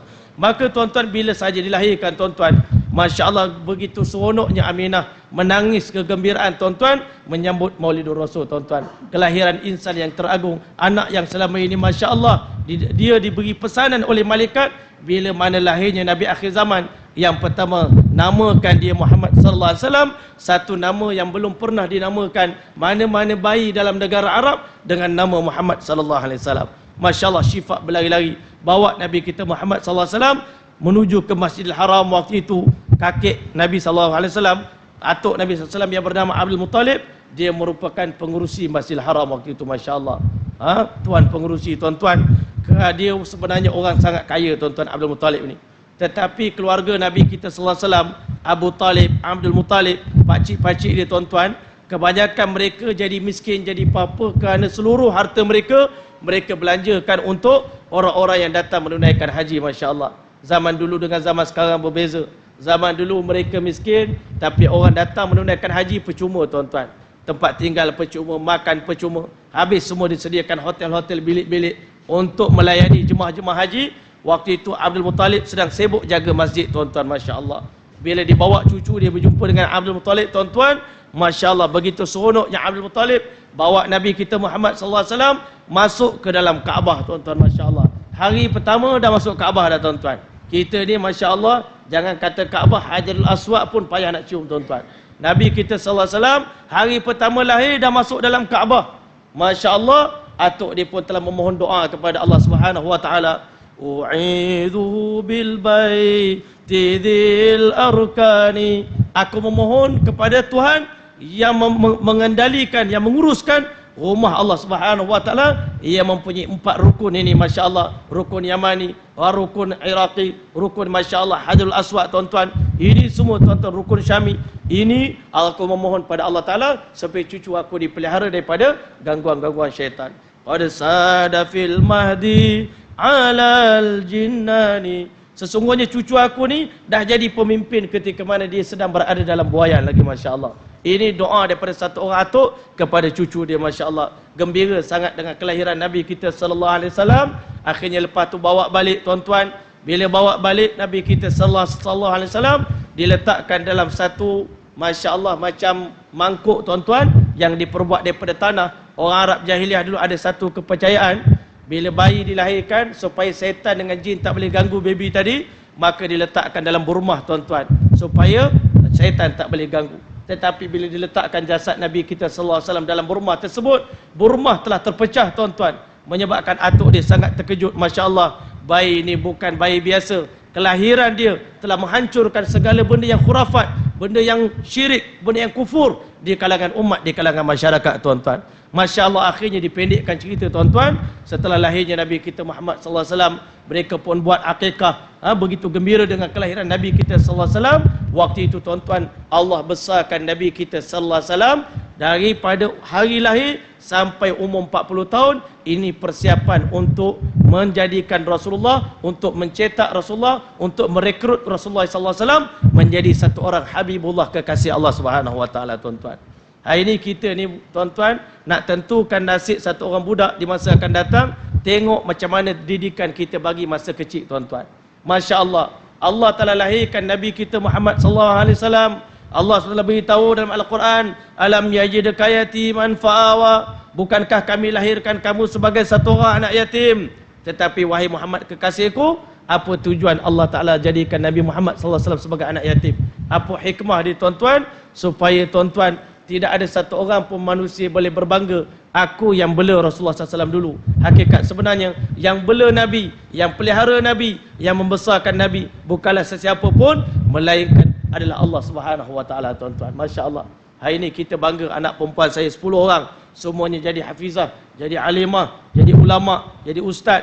Kita bangga dengan kebolehan kita tuan-tuan. Tetapi Nabi Muhammad SAW lahir membesar tanpa bimbingan ayah dan ibu, tanpa bimbingan atuk dan sebagainya. Tetapi Nabi SAW menjadi insan, bukan sekadar insan yang cemerlang, tapi paling cemerlang dalam dunia. Bukan dididik oleh sesiapa, tetapi yang mengajar Nabi kita SAW akhlak, yang mengajar adab kepada Nabi kita SAW, yang mengajar ilmu, hikmah, ma'rifah kepada Nabi kita SAW, bukan manusia. Tetapi kata baginda sallallahu alaihi wasallam, adabani rabbi, yang mengajar adab kepada aku, yang mengajar akhlak yang mulia kepada aku ini bukanlah manusia, tetapi Rabb aku, Tuhan aku. Fa ahsana ta'dibi, Allah mengajar adab yang paling hebat kepada aku. Masya Allah, adab yang paling mulia Allah ajar kepada Nabi kita Muhammad sallallahu alaihi wasallam. Yang kedua tuan-tuan, Allah latih Nabi kita sallallahu alaihi wasallam daripada kecil hidup miskin tuan-tuan. Masya Allah. Hari ini kalau kita nak anak kita berjaya, tak boleh kita latih mereka dengan kemewahan tuan-tuan. Selalunya mewah ni merosakkan, menghancurkan tuan-tuan. Nabi kita sallallahu alaihi wasallam hidup dalam kemiskinan. Wa wajadaka ailan faghna, Allah jadikan kamu orang paling miskin, dan akhirnya engkau bernikah dengan Khadijah. Selepas bernikah dengan Khadijah, kamu jadi orang kaya pula. Masya Allah. Tapi kekayaan tak kekal dalam hidup Nabi kita sallallahu alaihi wasallam. Allah ajar Nabi hidup zuhud. Nabi bangga jadi orang miskin tuan-tuan. Nabi doa pada Allah Ta'ala, Allahumma ini miskinan, ya Allah hidupkan aku sebagai orang miskin, wa amitni miskinan, matikan aku sebagai orang miskin, wahsyurni ma'azumratil masakin, dan bangkitkan aku di pada mahsyar nanti bersama dengan perhimpunan orang-orang miskin tuan-tuan. Nabi bangga jadi hamba Allah Ta'ala, jadi miskin tuan-tuan, makan duduk di bawah tuan-tuan. Nabi SAW tak pernah makan duduk dengan makan dengan meja, dengan kerusi tuan-tuan. Tak pernah tuan-tuan makan dengan pinggan macam kita dengan garfu, dengan sudu tuan-tuan. Makan di bawah. Nabi kata, aku makan macam hamba makan, aku tidur macam hamba tidur, aku duduk macam hamba duduk. Inilah kepribadian mulia Nabi kita Muhammad sallallahu alaihi wasallam. Dia insan yang paling agung, tetapi dia merendahkan diri dia di hadapan sahabat-sahabat dia tuan-tuan. Ini poin yang paling penting dalam nak berdakwah tuan-tuan. Kalau kita nak ajak orang di sekeliling kita tuan-tuan, orang jauh daripada Allah Ta'ala, macam Nabi lah nak ajak orang Arab jahiliah tuan-tuan, yang tak kenal siapa Rasulullah SAW. Kalau Nabi duduk tempat tinggi tuan-tuan, bagi arahan begini-begini, orang Arab tak akan berubah tuan-tuan. Tetapi bila Nabi merendah diri, orang Arab merasa malu dengan Rasulullah SAW. Dia orang paling mulia, tapi dia sangat merendah diri di hadapan Allah, di hadapan manusia. Sehingga kadang-kadang bila Nabi duduk dengan sahabat-sahabat, orang daripada luar tak dapat beza mana satu Rasulullah, mana satu sahabat-sahabat dia tuan-tuan. Ini kita nak belajar tuan-tuan. Kita hari ini tuan-tuan, Masya Allah, bila kita dah jadi orang soleh, kadang-kadang kita dah taat pada Allah Ta'ala, dah jadi ahli solah, dah jadi ahli zikir, ahli Quran, kadang-kadang kita rasa kita tak layak dah berkawan dengan orang yang miskin-miskin, tak layak dah berkawan dengan orang hina-hina, pendosa-pendosa. Kita rasa kita terlalu suci tuan-tuan. Ini menyebabkan orang jauh daripada agama Allah Subhanahu Wa Ta'ala. Yang ketiga tuan-tuan, Allah Subhanahu Wa Ta'ala telah didik Nabi kita Muhammad SAW daripada kecil lagi dah bela kambing tuan-tuan. Masya Allah. Pengalaman bela kambing ni saya sendiri rasa tuan-tuan. Rupanya orang yang pengus-pengus ni tuan-tuan, Jenis panah baran tuan-tuan. Kalau orang tanya saya, macam mana ustaz saya nak hilangkan panah baran dalam hati saya kata tuan bela kambing insya-Allah. Rupanya betul. Saya dulu garang dengan anak murid saya tuan-tuan, masya-Allah. Dulu kalau anak murid saya duduk kat asrama, saya duduk kat rumah, saya dah bilang 10 dah. 1, 2, 3 berterabur dia orang, masya-Allah. Pukul 4:30 pagi semua dah kelang kabut, masya-Allah. Saya sampai sana asrama dah kosong. Masya-Allah. Kalau tanya anak murid lama-lama memang garang sungguh Maulana Hilmi itu. Memang kami takut dengan dia. Tapi saya kata ini tak elok, ni bukan akhlak Rasulullah. Sahabat Nabi dia takut dengan Nabi bukan kerana takut dengan azab daripada Rasulullah, takut daripada denda Rasulullah. Dia takut pada Nabi kerana kehebatan Rasulullah, kerana kemuliaan Nabi. Bimbang takut buat benda yang akan menyakiti perasaan Nabi SAW. Maka akhirnya, masya-Allah, rupanya saya bela kambing tuan-tuan. Bela kambing ni rupanya Allah Ta'ala latih kita. Kambing kita duduk belakang rumah kita, sekeliling kampung komplain kita, bau busuk lah kan. Satu kampung komplain, bau bising lah kambing kamu. Kami punya apa tu habis, bunga-bunga kami. Padahal kambing kita tak masuk pun. Yang masuk tu kambing orang lain dalam dia punya pagar dia. Tapi dia kata ni kambing ustaz juga, masya-Allah. Rupanya bila kita nak jaga umat, nak jaga anak murid kita buat tak elok tuan-tuan, tok guru yang kena tanggung tuan-tuan. Begitulah tuan-tuan. Bila umat buat salah, Nabi yang dapat keburukan tuan-tuan. Hari ni macam mana kita hari ni di akhir zaman, umat akhir zaman buat taik tuan-tuan, buat akhlak tak elok dengan orang bukan Islam tuan-tuan, yang orang salahkan Nabi Muhammad sallallahu alaihi wasallam tuan-tuan. Hari ni kadang-kadang kita kena fikir baik-baik. Dosa yang kita buat, keburukan yang kita buat depan orang bukan Islam, orang tak kata kita tuan-tuan, orang kata Nabi kita Muhammad sallallahu alaihi wasallam. Sebab itu Allah Taala latih Nabi kita bela kambing. Nabi Musa kerana dia backing sangat tuan-tuan, pernah tampar orang Kipti sampai mati, Allah bagi dia peluang bela kambing 8 tahun. Masya-Allah. Nabi kita sallallahu alaihi wasallam bela kambing di perkampungan Halimatus Sa'diyah tuan-tuan. Balik semula ke Mekah, ambil upah jaga kambing orang-orang Mekah pula tuan-tuan. Ini latihan daripada kecil lagi. Kalau kita hari ni tuan-tuan umur 18 tahun belum tentu boleh bela kambing. Tapi Nabi kita sallallahu alaihi wasallam umur 4 tahun dah pandai bela kambing tuan-tuan, masya-Allah. Inilah kehebatan Allah Taala bagi. Sebab itu Nabi dapat pimpin umat dia tuan-tuan. Akhirnya tuan-tuan, genap umur 40 tahun Allah Taala jadikan Nabi kita sebagai Habibullah, kekasih Allah Subhanahu wa taala. Yang mana hari ini tuan-tuan dimuliakan oleh Allah Subhanahu wa taala. Kalau kita nak tahu macam mana sayangnya Allah kepada Rasulullah, maka dah tentu kita tak mampu bayangkan dengan kata-kata betapa sayangnya Allah kepada Nabi. Dan kalau kita nak kaji pula kasih sayang Nabi kepada kita, macam lautan tuan-tuan, sayang Nabi kepada kita. Ulama beritahu kepada kita sayang Nabi kepada umat 70 kali ganda lebih daripada sayang ibu-ibu kepada anak dia tuan-tuan. Dan sayang Allah kepada Rasulullah SAW 70 kali ganda pula daripada itu lagi tuan-tuan. Lebih lagi, sebenarnya 70 kali ganda. Itu bukan perkiraan, tetapi nak menceritakan kepada kita terlalu luas kasih sayang Allah kepada Rasulullah SAW. Cuma yang kita nak bincangkan malam ini, sejauh mana dalamnya cinta kita kepada Nabi kita Muhammad SAW. Sebab apa hari ini di akhir zaman, banyak orang mengaku cinta pada Nabi tuan-tuan, tetapi hidupan dia jauh sangat daripada kehidupan Rasulullah SAW. Nabi sendiri cerita di akhir zaman nanti, masya-Allah, umat aku di akhir zaman la tattabi'una sunana man kana qablakum, umat aku akan tinggalkan sunnah aku, mereka akan hidupkan kehidupan mereka akan cuba ikut jejak langkah umat sebelum mereka, itu Yahudi dan Nasrani. Nabi kata nanti di akhir zaman tidak ada penyakit yang ada pada zaman dulu, penyakit kaum Lut, penyakit kaum Ad, penyakit kaum Samud, penyakit Bani Israel. Semua penyakit itu akan datang dalam umat aku kembali. Di waktu itu umat aku akan ikut jejak langkah Yahudi dan Nasrani, shibran bi shibrin, sejengkal demi sejengkal, hadwan na'li bin na'li, setapak demi setapak, hatta walau dakhalu juhra dhabbil la dakhaltumuh. Kalau orang Yahudi Nasrani terjun dalam lubang biawak, umat aku pun dengan bangga terjun dalam lubang biawak. Rasa mulia kalau dia ikut jejak langkah orang Yahudi, sedangkan mereka tu calon-calon ahli neraka tuan-tuan. Bangga ikut jejak langkah ahli neraka, tapi dia ikut jejak langkah Nabi rasa malu pula tuan-tuan. Nak pakai jubah dekat Eropah tuan-tuan, nak pakai jubah, nak pakai serban, pergi ke negara orang bukan Islam, kita rasa malu nak memperagakan sunnah Nabi Muhammad sallallahu alaihi wasallam. Sedangkan orang kafir tuan-tuan, pengalaman saya belajar di Afrika Selatan dulu tuan-tuan, 2 kali tuan-tuan kita jumpa orang Yahudi, masya-Allah, dia ada ni atas kepala dia tuan-tuan, kepiah kecil tu, dia terserempak dengan kita. 1 kali saya makan dalam kedai pizza tuan-tuan, orang Yahudi duduk kat situ, kita duduk kat sini tuan-tuan. Kita pakai jubah, pakai serban macam ni tuan-tuan. Lepas tu kita pelajar, bukan jadi ustaz lagi pun. Pelajar ni faham-faham je lah. Tuan-tuan, kita duduk kat sini, Yahudi duduk kat situ dalam gelap begini lah dia tuan-tuan. Menggigil, dia takut tengok orang Islam tuan-tuan mengamalkan sunnah Nabi Muhammad sallallahu alaihi wasallam. Satu lagi dekat Center City tuan-tuan, kita berjalan dekat supermarket, jalan-jalan kita nak tengok keindahan juga. Kan? Terkesan juga dengan dunia waktu itu tuan-tuan. Tengok cantiknya Masya Allah Center City, bandar orang Yahudi tuan-tuan. Terserempak dengan orang Yahudi, dia tengok kita, tu dia lagi tuan-tuan. Allahu Akbar. Rupanya hebat orang Islam ni bila mengamalkan sunnah Nabi Muhammad SAW. Tetapi hari ni kerana cinta kita kepada Nabi semakin kurang, kita semakin rasa beban nak amalkan sunnah Nabi. Rasa nak simpan janggut satu bebanan, nak pakai serban satu bebanan, nak pakai jubah satu bebanan. Walaupun ini bukan segala-galanya, tapi ini sekurang-kurang tuan-tuan. Sekurang-kurang nak mengenali.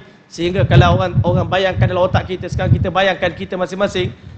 Hari ni kalau kita letakkan bayangan Rasulullah SAW belah kanan, letak pula badan kita belah kiri tuan-tuan, penampilan kita belah kiri, sama ke tidak tuan-tuan? Masya Allah. Kalau tak sama, sebelum mati kena ubah tuan-tuan. Biar sebelum mati orang tengok kita, terbayang aku sedang melihat Rasulullah SAW seakan-akan sedang wujud depan kami, depan mata sekarang ni tuan-tuan. Ini yang kita nak cuba tuan-tuan. Maka tuan-tuan, kita berbalik kepada kisah kita tadi tuan-tuan. Kita nak tahu sejauh mana dalamnya cinta Allah Ta'ala kepada Nabi kita Muhammad sallallahu alaihi wasallam. Bukan boleh diukur tuan-tuan, tapi kita boleh tengok dengan tanda. Hari ni kalau kita sayang pada isteri kita tuan-tuan, selalunya kita tengok orang ni Masya Allah, zaman sekarang ni handphone zaman canggih tuan-tuan. Dalam handphone tengok, buka-buka handphone tu gambar bini ni tuan-tuan. Masya Allah, orang ni memang sayang dengan isteri dia. Masya Allah, pergi kat pejabat dia, dekat atas meja dia, dia gambar dia, ini gambar isteri dia. Masya Allah, sayangnya dia. Selain bulan dalam kereta pun ada gambar lagi bini. Masya Allah, sayang sungguh dia pada bini dia. Masya Allah. Tapi belum tentu ya tak? Sayang-sayang digitu saja, tapi dalam hati belum tentu tuan-tuan. Ini akhir zaman ni. Masya Allah, belum tentu. Selain bulan, tempat lain ada seorang lagi. Ini tuan-tuan rahmati oleh Allah sekalian. Tapi sayangnya Allah Ta'ala kepada Nabi kita Muhammad SAW.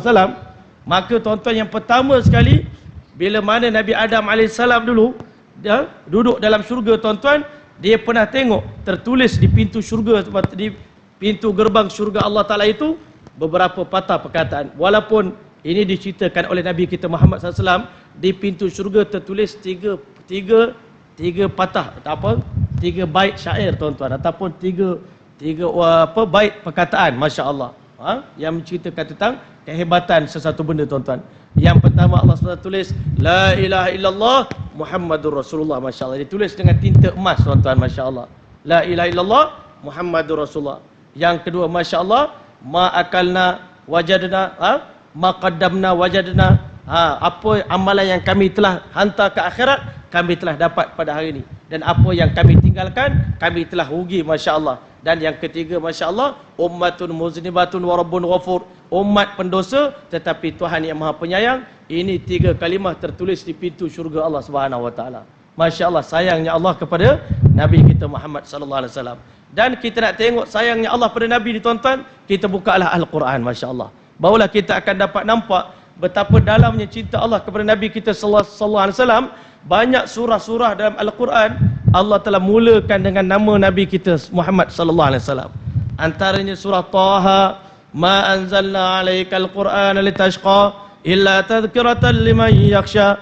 Taha itu maknanya wahai Muhammad sallallahu alaihi wasallam, Ma anzalna alaikal Qur'ana litashqa, kami tak jadikan kamu ahli Quran untuk menyusahkan kamu, tapi sebenarnya untuk memuliakan kamu, untuk mengagungkan kamu, untuk menghebatkan kamu, kami bagi Al-Quran kepada kamu. Masya Allah. Hari ini kita baca Yasin tiap-tiap malam Jumaat.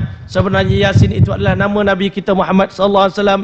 Yasin wal Qur'anil Hakim innaka laminal mursalin. Demi Al-Quran yang bijaksana, wahai Yasin, innaka laminal mursalin, engkau termasuk di kalangan rasul yang diutuskan. Selalu kita baca surah Wadduha wallaili idza saja ma wadda'aka rabbuka wa ma qala. Rupanya Ad-Duha itu pun salah satu daripada nama Nabi kita Muhammad sallallahu alaihi wasallam.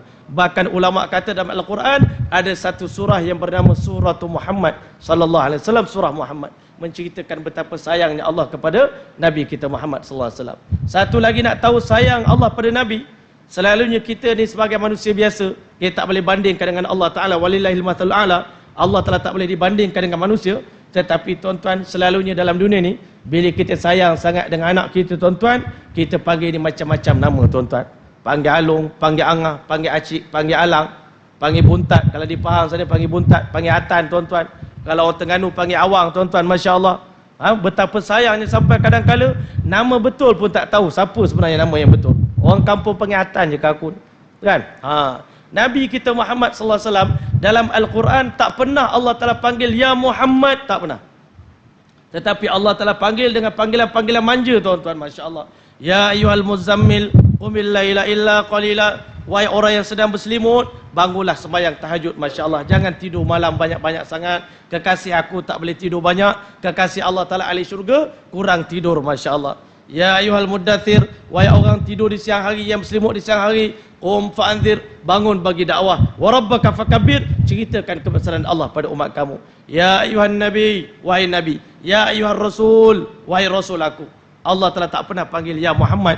Kalau dalam Al-Quran ya Nuh, ya Ibrahim, ya Daud, Allah telah panggil nabi-nabi yang lain. Tapi Rasulullah SAW tak pernah panggil dengan nama ya Muhammad, masya Allah.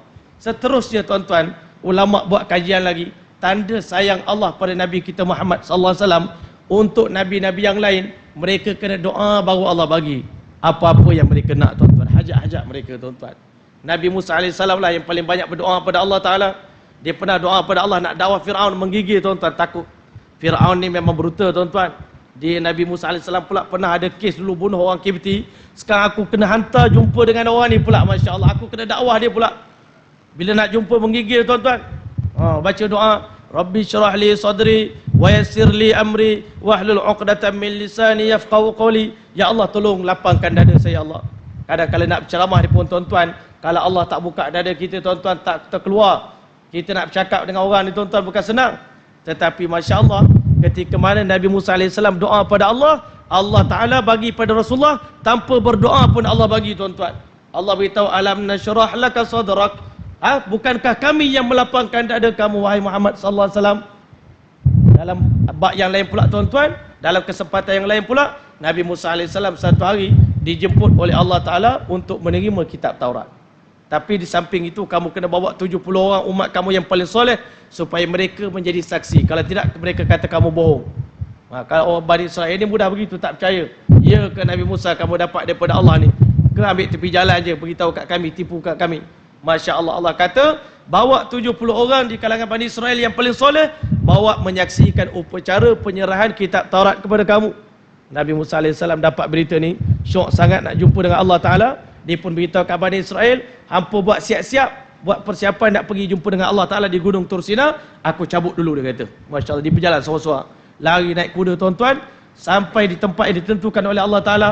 Allah tanya pada dia, wa ma a'jalaka an qaumika ya Musa, apa yang menyebabkan kamu bergegas datang ni wahai Musa, sampai tinggal umat kamu di belakang? Aku pesan datang bawa umat, kamu datang seorang-seorang ni apa? Dia kata, wa ajiltu ilaika rabbi litarda. Aku datang cepat-cepat bila kamu panggil kami, ya Allah. Bila engkau ajak kami muazzin, kamu melaungkan azan, ya Allah, kami segera datang ke masjid. Supaya apa? Litarda, supaya engkau redha kepada kami, masya Allah. Buat begitu nak suruh Allah redha rupanya. Cepat-cepat datang bila Allah panggil. Tak nak takut lewat-lewat nanti Allah marah.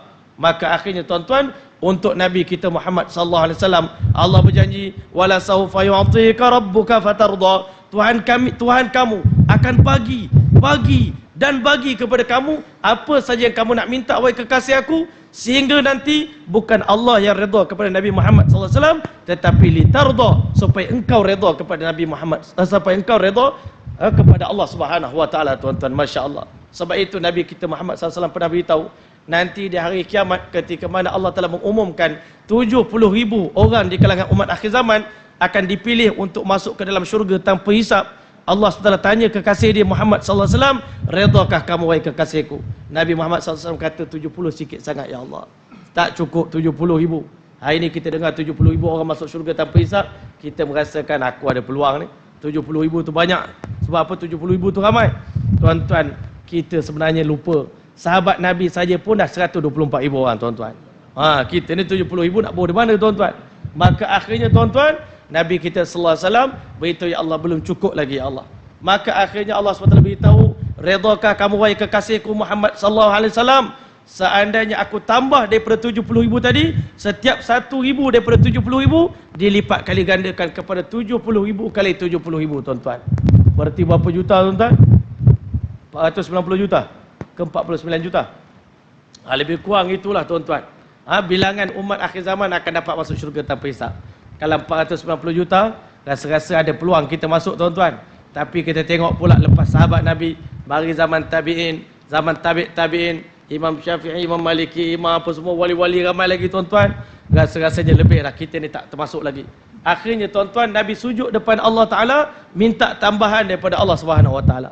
Maka akhirnya tuan-tuan, bila Nabi sujud depan Allah Subhanahu Wa Ta'ala, Allah Subhanahu Wa Ta'ala, ini dalam hadis tuan-tuan, saya bukan cerita benda yang di tepi jalan. Inilah hadis Nabi SAW beritahu, Allah SWT menggenggam segenggam pasir dengan genggaman yang layak dengan zat Allah Ta'ala. Wallahu alam, jangan fikir macam mana cara dia. Tetapi Allah Ta'ala tanya kepada baginda SAW, redakah kamu wahai kekasihku, sebanyak bilangan pasir dalam genggamanku ini, aku masukkan umat kamu ke dalam syurga aku tanpa hisab. Masya Allah. Kalau sebut itu, masuklah kita tuan-tuan, insyaAllah. Mudah-mudahan ya. Amin, insyaAllah. Maka sekali lagi dibuat gambaran yang sama tuan-tuan, tanya lagi pada kekasih dia, wahai Muhammad, redakah kamu sebanyak bilangan pasir dalam genggamanku ini, aku masukkan umat kamu ke dalam syurga aku tanpa hisab. Maka Nabi SAW kata, aku redha dah ya Allah, dah puas dah, cukup dah ya Allah. Allah kata, belum lagi, buat kali yang ketiga supaya engkau benar-benar puas hati. Maka akhirnya Masya Allah, Allah memperlihatkan gambar yang sama pada kali yang ketiga, segenggam pasir yang layak dengan kedudukan Allah Ta'ala, keagungan Allah Ta'ala. Allah tanya, redakah kamu sebanyak bilangan pasir ini, aku masukkan umat kamu ke dalam syurga aku tanpa hisab. Nabi kata, aku redha ya Allah, aku redha ya Allah. Itu keadaan janji Allah kepada Nabi kita Muhammad sallallahu alaihi wasallam. Masya-Allah.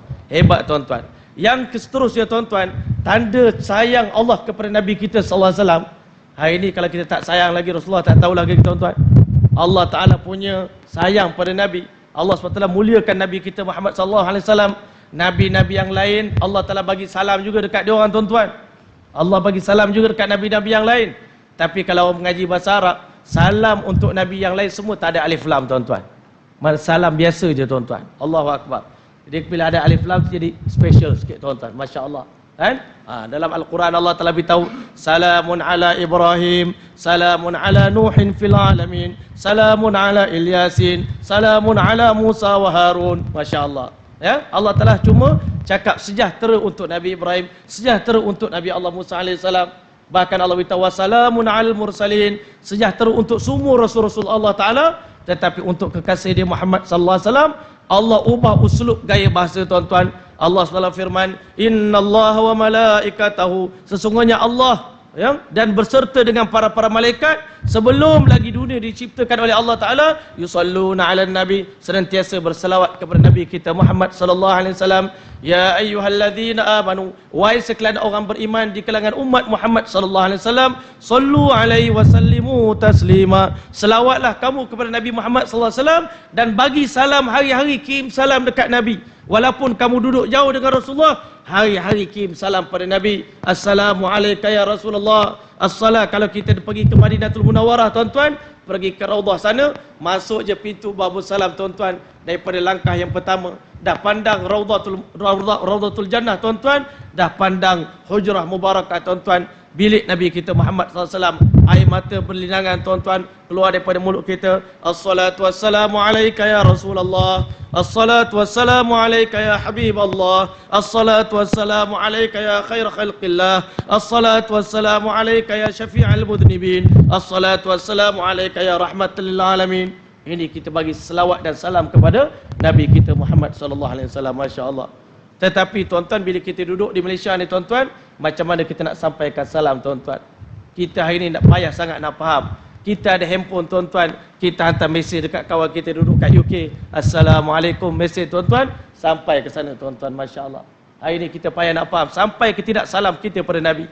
Sedangkan Nabi kita sallallahu alaihi wasallam beritahu, bila mana kamu berada jauh daripada aku, bila kamu berselawat kepada aku, bagi salam pada aku, Allah hantar satu malaikat sambut salam kamu dan mempersembahkan salam ini kepada Nabi kita Muhammad sallallahu alaihi wasallam. Hari ini umat kamu ni yang bernama si fulan bin si fulan, Muhammad bin Abdullah, menyampaikan 1000 selawat kepada kamu pada hari ini. Masya-Allah. Nabi yang duduk dalam kubur tuan-tuan terima selawat, terima salam kita bagi selawat pada Nabi belum tentu mulia tuan-tuan, tetapi bila Nabi jawab salam kita, waalaikumsalam, waalaikumsalam, untuk kamu sejahtera tuan-tuan, dah tentu hidup kita pasti bahagia tuan-tuan. Tapi hari ini kita banyak sebut benda lain. Mulut kita menyanyi seronok tuan-tuan, masya-Allah. Nyanyi lagu Piramli, masya-Allah. Nyanyi lagu orang ni, nyanyi lagu orang ni tuan-tuan. Kita menyanyi bukan dapat pahala Piramli tu tuan-tuan. Dia kita tahu apa dia dapat kat sana. Tapi kita berselawat pada Nabi, confirm kita akan dapat keuntungan, dapat banyak keberkatan dalam hidup, banyak sekali beribu-ribu kelebihan bagi orang yang berselawat kepada Nabi kita Muhammad SAW. Nak cerita pada kita betapa mulianya Nabi kita Muhammad SAW, betapa sayangnya Allah kepada Nabi kita Muhammad SAW. Allah sayang pada Nabi memang hebat. Dan Nabi pula sayang pada kita, lagi hebat tuan-tuan. Pun hebatlah, bukan lagi hebat. Allah yang paling hebat sayang pada Nabi. Nabi sayang pada umat pun lagi hebat tuan-tuan, yang rahmati oleh Allah SWT. Sangat-sangat hebat kasih sayang Nabi kepada kita. Ulama kata masya-Allah, semenjak hari pertama dilantik menjadi Rasul, tidak ada siapa yang lebih Nabi kasih, lebih Nabi sayang, lebih daripada kita tuan-tuan. Terutama umat yang lahir pada ketika mana Nabi sudah tidak berada lagi di dunia tuan-tuan. Masya-Allah. Satu hari Nabi SAW duduk dalam majlis seperti ini bersama dengan para sahabat. Tiba-tiba Nabi mengeluh tuan-tuan, seakan-akan sebab dari Nabi kita Muhammad sallallahu alaihi wasallam. Apa kata baginda sallallahu alaihi wasallam? Lawaditu anni laqitu ikhwani. Bilakah tiba waktunya aku dapat berjumpa dengan saudara-saudaraku? Masya-Allah, terpegun sahabat-sahabat, terkejut. Ya Rasulullah, kami sahabat-sahabat seperjuangan dengan tuan, bangsa Quraisy, mak bapak mentua tuan, menantu tuan, sepupu tuan, anak saudara tuan, keluarga tuan, duduk di samping tuan, mengapa tuan rindu kepada orang selain daripada kami?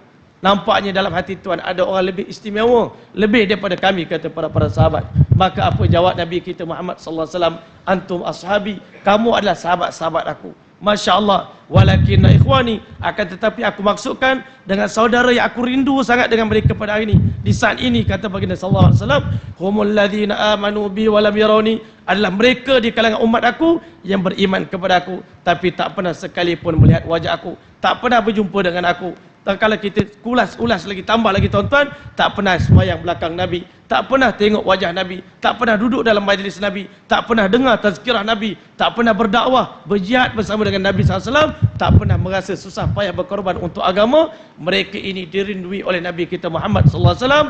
Bahkan Nabi doa untuk kita yang belum lahir. Kita bukan keturunan Arab, kita bukan keturunan Nabi SAW, bukan keturunan Said tuan-tuan, tetapi Nabi kita SAW dengan penuh nada bangga mengatakan, tuba liman amana nabi wa yarani marratan, bertuah satu kali bertuah umat aku yang beriman pada aku, sempat tengok aku, tetapi tuba liman amana nabi wa lam yarani sab'a mirarin, bertuah 7 kali bertuah umat aku yang beriman kepada aku, tak pernah tengok muka aku. Bahkan kata baginda sallallahu alaihi wasallam, di akhir zaman nanti akan lahir sekumpulan manusia di kalangan umat aku, kerana nak melihat wajah Nabi, mereka sanggup buat apa saja, termasuk menebuh, termasuklah mereka sanggup menebus ibu bapa mereka, sanggup dikorbankan untuk supaya mereka dapat melihat wajah Nabi kita Muhammad sallallahu alaihi wasallam. Maka tuan-tuan oleh Allah SWT, sayangnya Nabi SAW kepada kita tak dapat digambarkan dengan kata-kata. Sebab itulah Nabi kita Muhammad SAW telah beritahu kepada kita semua, likulli nabiyyin da'watun mustajabatun, setiap orang nabi-nabi Allah telah bekalkan mereka dengan satu doa yang paling mustajab. Wa inni ikhtaba'tu da'wati syafa'atan li ummati yaumal qiyamah, sedangkan aku simpan doa yang paling mustajab ini untuk aku bagi syafaat kepada seluruh umat aku nanti di hari kiamat, ketika mana Allah murka kepada manusia dengan kemurkaan yang tak mampu digambarkan dengan kata-kata. Di saat itulah Nabi kita Muhammad sallallahu alaihi wasallam, ketika mana seluruh manusia, seluruh nabi-nabi lari daripada umat masing-masing mengatakan nafsi nafsi, tetapi Nabi kita Muhammad sallallahu alaihi wasallam akan keluar daripada mulut baginda yang mulia, ummati ummati tuan-tuan. Sebab itulah kita katakan, jasa sesiapa pun kepada kita berakhir di pintu kubur saja tuan-tuan. Jasa mak ayah pada kita habis sampai kubur, jasa adik-beradik pada kita sampai pintu kubur, tetapi hanya satu orang yang mana jasanya kepada kita tak akan pernah berakhir, tak pernah berhenti, sampailah kita semua akan masuk, melangkah kaki masuk ke dalam syurga bersama dengan Nabi Muhammad Muhammad sallallahu alaihi wasallam, itulah Nabi kita Sayyiduna Muhammad sallallahu alaihi wasallam. Dia akan pastikan kita semua masuk syurga, barulah dia akan tenang hati dia, barulah akan tenteram, barulah dia akan menikmati kehidupan ini tuan-tuan. Kalau tidak tuan-tuan, selagi umat dia tak masuk syurga, selagi itulah Nabi hidup dalam kebimbangan, dalam kerisauan. Sebab itu dikatakan Nabi waktu tidur pun dada baginda kedengaran azizun ka azizil mirjal, macam mana cerik yang sedang menggelegak. Nabi risau ketika mana aku tidur, berapa banyak umat aku yang sedang mati di hujung-hujung dunia, mereka terjumus dalam api neraka Allah Subhanahu wa taala, sedangkan aku tak sempat nak selamatkan mereka. Nabi begitu sayang pada umat, lebih daripada sayang sesiapa pun tuan-tuan. Maka hari ini tuan-tuan, kita kaji pula sedalam mana cinta kita pada Nabi kita sallallahu alaihi wasallam. Sayang Allah pada Nabi memang tinggi, sayang Nabi pada umat memang tinggi, sayang sahabat Nabi pada Nabi pun sangat tinggi tuan-tuan.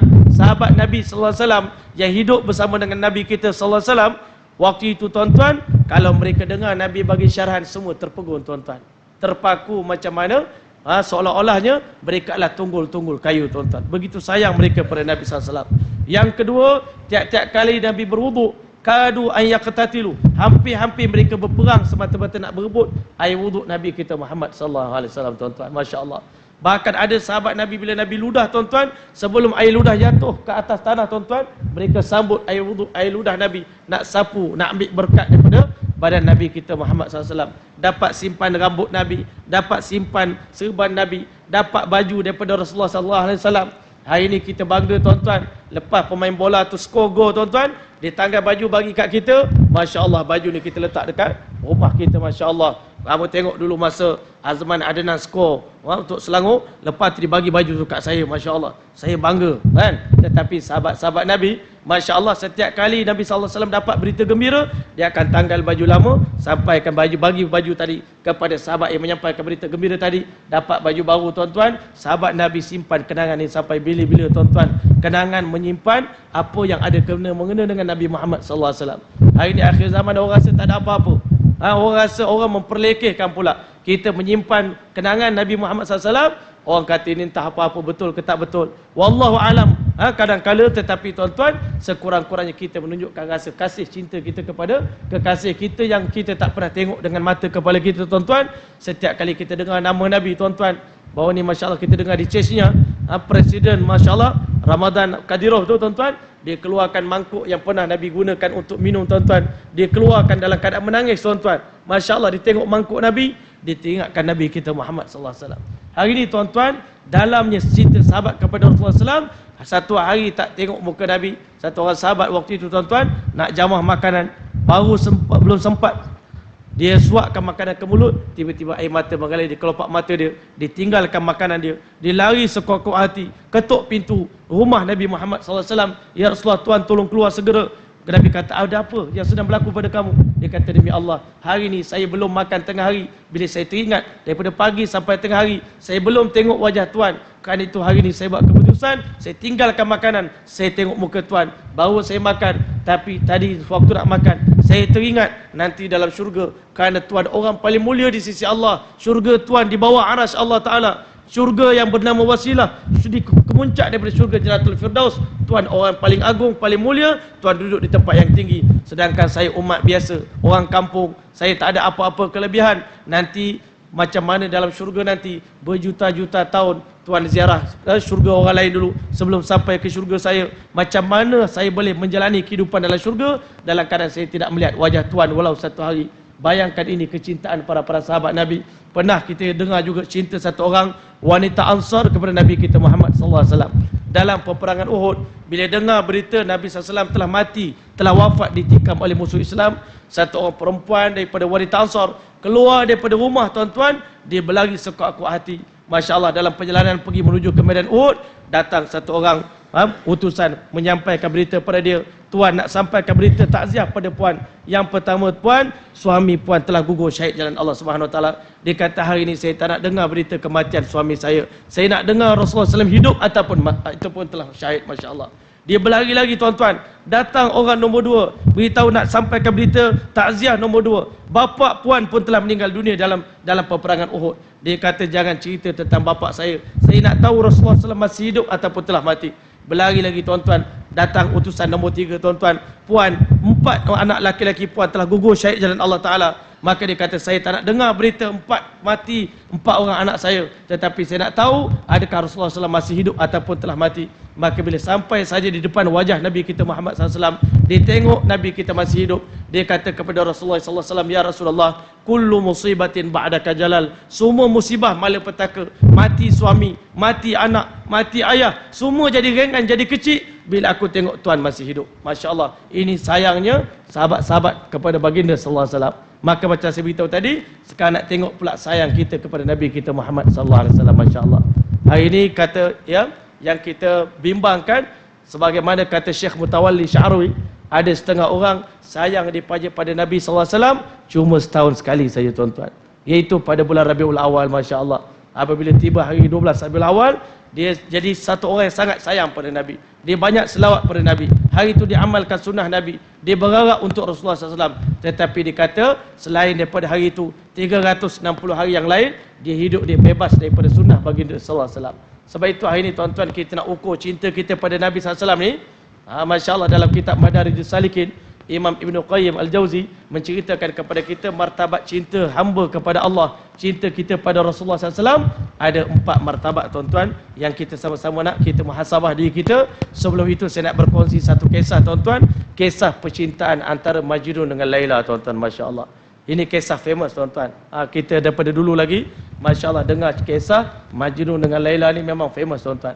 Kisah dia begini tuan-tuan, Majnun dengan Laila ni tuan-tuan adalah saudara sepupu tuan-tuan. Masya Allah, daripada kecil sama-sama bela kambing sama-sama tuan-tuan. Daripada mula kawan rapat, jadi chemistry, ada keserasian, rasa best pula berkawan berdua tuan-tuan, hulu hilir bersama-sama. Tapi lama-lama perasaan sayang tadi bertukar menjadi cinta dan rindu tuan-tuan, rahmati oleh Allah SWT. Tetapi lama-kelamaan Allah ubah nasib mereka berdua. Si Laila ni tuan-tuan belajar pandai-pandai, lama-lama jadi Masya Allah, Datuk Bandar di satu bandar yang besar tuan-tuan, yang sangat masyhur tuan-tuan di negara Arab sana tuan-tuan. Sementara dia punya sepupu dia ni tak ke mana lah, kerana dah jadi gila tuan-tuan. Otak pun dah mereng kerana terlalu cinta kepada Laila ni tuan-tuan. Sepupu duduk kat sana tak tahu jadi apa, tapi sepupu dekat sini dah Masya Allah cakap seorang-seorang. Di mana-mana pun sebut nama Laila, pandang tiang pun nampak Laila, pandang pokok pun nampak Laila. Akhirnya abah dia kata, tak jadi dah, kamu ni sesat dalam cinta, dia kata. Masya Allah, terlalu teruk sangat dalam cinta ni. Abah nak bawa kamu pergi ke Mekah, dan di depan Kaabah abah nak suruh kamu bertaubat depan Allah Subhanahu Wa Taala. Akhirnya abah dia pun bawa lah si Majnun ni tuan-tuan, Qais Ambiri nama dia, bawa pergi ke depan Kaabah. Abah dia kata, abah nak kamu hari ni bertaubat daripada dosa-dosa yang kamu lakukan. Masya Allah. Akhirnya Qais Ambiri pun angkat tangan, Ilahi, wahai Tuhan aku, tubtu min kullil ma'asi, aku bertaubat daripada semua dosa yang aku lakukan. Tapi hari ni saya nak satu dosa lagi saya tak nak taubat, dia kata. Satu dosa saya tak nak taubat. Walakin min hubbiha la atubu, tapi daripada cinta pada Laila ni satu je saya tak nak lagi taubat, ya Allah. Belum tiba masanya, ya Allah. Masya Allah. Abah dia kata, kamu ni memang gila sungguh lah, dia kata. Depan Kaabah aku suruh taubat pun tak nak lagi taubat. Habis tu ayah dia kata, habis ikhtiar dah. Selalunya kita ni tuan-tuan, akhir zaman ni, kalau anak nakal-nakal bawa pergi umrah, balik berubah. Ini balik makin teruk, dia kata. Masya Allah. Akhirnya satu hari ditakdirkan, ya, Masya Allah, Allah Ta'ala takdirkan dia berkesempatan pergi ke bandaraya Laila. Selama ini duduk daripada jauh, rindu-rindu tuan-tuan. Tiba-tiba satu hari Allah mudahkan dia, sampailah kaki dia melangkah masuk dalam bandaraya Laila. Masuk dalam bandaraya Laila, dia pun bersyair tuan-tuan, amurru ala diyari Laila, aku melintasi rumah-rumah dan tembok-tembok dalam bandaraya Laila. Masya Allah. Bila aku berjalan, sambil berjalan, uqabbilu dzal jidara wa dzal jidara, aku cium rumah sana, aku cium tiang sini, aku cium tembok sini. Masya Allah. Orang tengok kata, sah, orang ni memang gila sungguh. Sampai tahap ulama kata dia tengok ada anjing kurak tuan-tuan, duduk tepi air lecah dia tuan-tuan. Dia pun ambil anjing tadi. Masya Allah, bertuahnya engkau anjing. Kenapa? Engkau berpeluang duduk dalam bandaraya Laila. Aku ni kekasih Laila tapi duduk di kampung, kamu dapat duduk sini. Dia pun angkat anjing tadi tuan-tuan, dipeluk, dicium anjing tadi. Masya Allah. Orang tengok kata, memang gila sungguhlah orang ni. Maka dia kata, fama hubbud diyari syarafna qalbi, bukanlah cinta kepada tembok ni yang telah masuk dalam hati aku, walakin hubbu man sakana diyara, tetapi kadang aku rindu kepada seorang yang duduk dalam bandaraya ini. Kerana itu aku sayang, aku hormat, aku santuni, aku cium semua benda yang ada dalam bandar ni. Masya Allah. Ulama kata begitulah kita dengan Rasulullah SAW tuan-tuan. Kita ni tuan-tuan duduk di bandaraya kita ni tuan-tuan. Duduk di Malaysia ni walau macam mana hebat pun tuan-tuan, tapi kalau setahun sekali tak pergi tengok bandaraya Madinah tuan-tuan, kita rasa tak puas hati tuan-tuan, masya-Allah. Rasa tak sempurna hidup kalau setahun sekali tak pergi ziarah kekasih kita Nabi Muhammad sallallahu alaihi wasallam. Sebab tu saya pesan dekat ahli-ahli jemaah kalau pergi umrah dengan saya kata kita masuk Madinah tuan-tuan, kita kena azam, kita kena sayang semua orang dalam Madinah.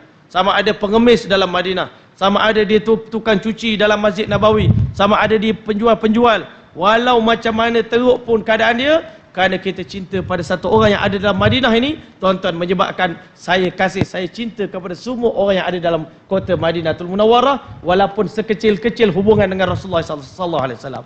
Ini hubungan cinta kita, kiasan cinta Laila Majnun kita nak kiaskan dengan cinta kita kepada Nabi Muhammad sallallahu alaihi wasallam.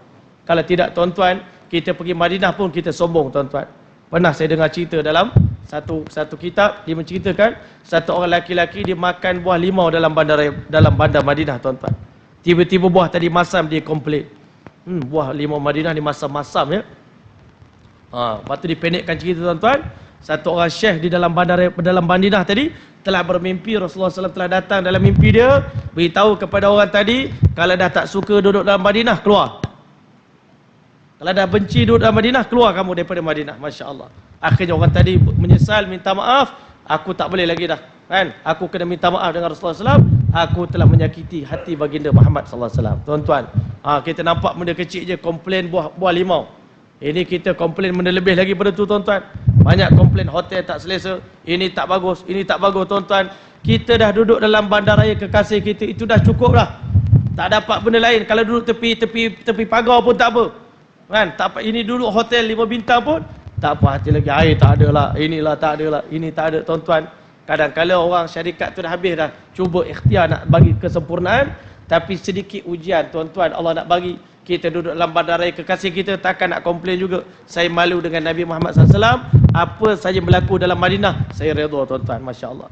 Tiba-tiba berita tentang kedatangan Qais Amiri tuan-tuan, sampai ke berita Laila, ke pengetahuan Laila tuan-tuan, Masya Allah. Dengar kata saya punya buah hati sekarang ni ada. Saya pun tak tahu dah, tak dapat kenal dah, pasal dah kusuk masa orang gila tuan-tuan. Tak kenal dah mana satu dia punya buah hati dia tuan-tuan, Masya Allah. Akhirnya dia pun hantarlah satu orang wakil, pergilah jumpa pengemis dekat tepi-tepi jalan tu, tanya siapa di kalangan tuan-tuan ini yang bernama Qais Amiri. Masya Allah. Pengemis tadi tanya, kenapa? Dia kata sebenarnya Puan Laila, kita punya DO kita kat sini, kirim salam dekat dia. Masya Allah. Pengemis tadi dengar, ya Allah, Puan Laila kirim salam dekat kita, dekat Qais Amiri. Semua pakai angkat tangan. Masya Allah. Saya lah Qais Amiri, saya Qais Amiri, saya Qais Amiri. Masya Allah. Macam kita hari ni, bila kita cerita tentang cinta Rasul tuan-tuan, seakan-akannya semua umat Islam di dalam dunia ni semuanya cinta pada Nabi. Bukan tak salah tuan-tuan, kita bukan kata salah letak dekat kereta kita, we love you ya Rasulullah, kan? Salam ma'al hijrah, kan? Kita letak begitu begini dalam rumah kita, macam-macam tanda simbol-simbol. Kalau dalam betul-betul dalam hati kita ada cinta, alhamdulillah, syukur pada Allah. Kalau sekadar bubuh je tuan-tuan, wal-yazubillah tuan-tuan, kita ni pecinta yang palsu. Kita bimbang hak tu tuan-tuan. Masya Allah. Maka bila mana semua angkat tangan, siapa pecinta Qais, siapa sebenarnya Qais Amiri, Masya Allah, semua orang angkat tangan. Confused dah tadi orang wakil tadi. Kalau semua orang mengaku Qais Amiri, mana satu yang betul? Dia pun balik jumpa dengan Puan Laila. Puan, minta maaf, tadi waktu saya pergi jumpa pengemis, semua pengemis mengaku sebagai Qais Amiri. Masya Allah. Kata Puan Laila, mudah sangat. Dia kata, kalau nak tahu siapa sebenarnya saya punya kekasih saya, power saya, nak tahu mudah saja. Ini kamu ambil mangkuk ni, beritahu kat pengemis sana, ini arahan daripada Puan Laila. Dia minta sedikit pengorbanan daripada tuan-tuan. Kalau tuan-tuan ni betul sebagai kekasih Laila, sebagai Qais Amiri, maka Puan Laila minta darah semangkuk daripada tuan-tuan semua. Masya Allah. Akhirnya pengemis tadi kata, ya, cinta pada Laila sampai kena bagi darah. Dia kata, cinta pada Nabi sampai kena korban, kena habis duit, kena habis harta, kena habis nyawa kerana Nabi. Ini tak boleh. Dia kata, tadi kami main-main je. Dia kata, minta maaf, tadi kami bergurau saja. Tadi kami angkat tangan ni sebenarnya bergurau saja. Kalau sampai dah tahap kena korban, kami pun tak mampu. Dia kata, minta maaf, tadi kami bergurau saja. Dia kata, kami tadi main-main je. Masya Allah. Akhirnya ada satu orang tadi yang betul-betul Qais Amir yang sebenar, pecinta Rasulullah yang sebenar tadi, duduk kat tepi sana tuan-tuan. Dia tak perlu mengaku pun saya cinta Nabi, saya kasih pada Nabi, tuan-tuan. Dia tak payah mengaku, dia duduk kat sana, dia termenung, tuan-tuan yang dirahmati Allah sekalian. Hidup dia, kerisauan dia sama dengan kerisauan Nabi. Hidup dia susah payah sama macam susah payah Nabi.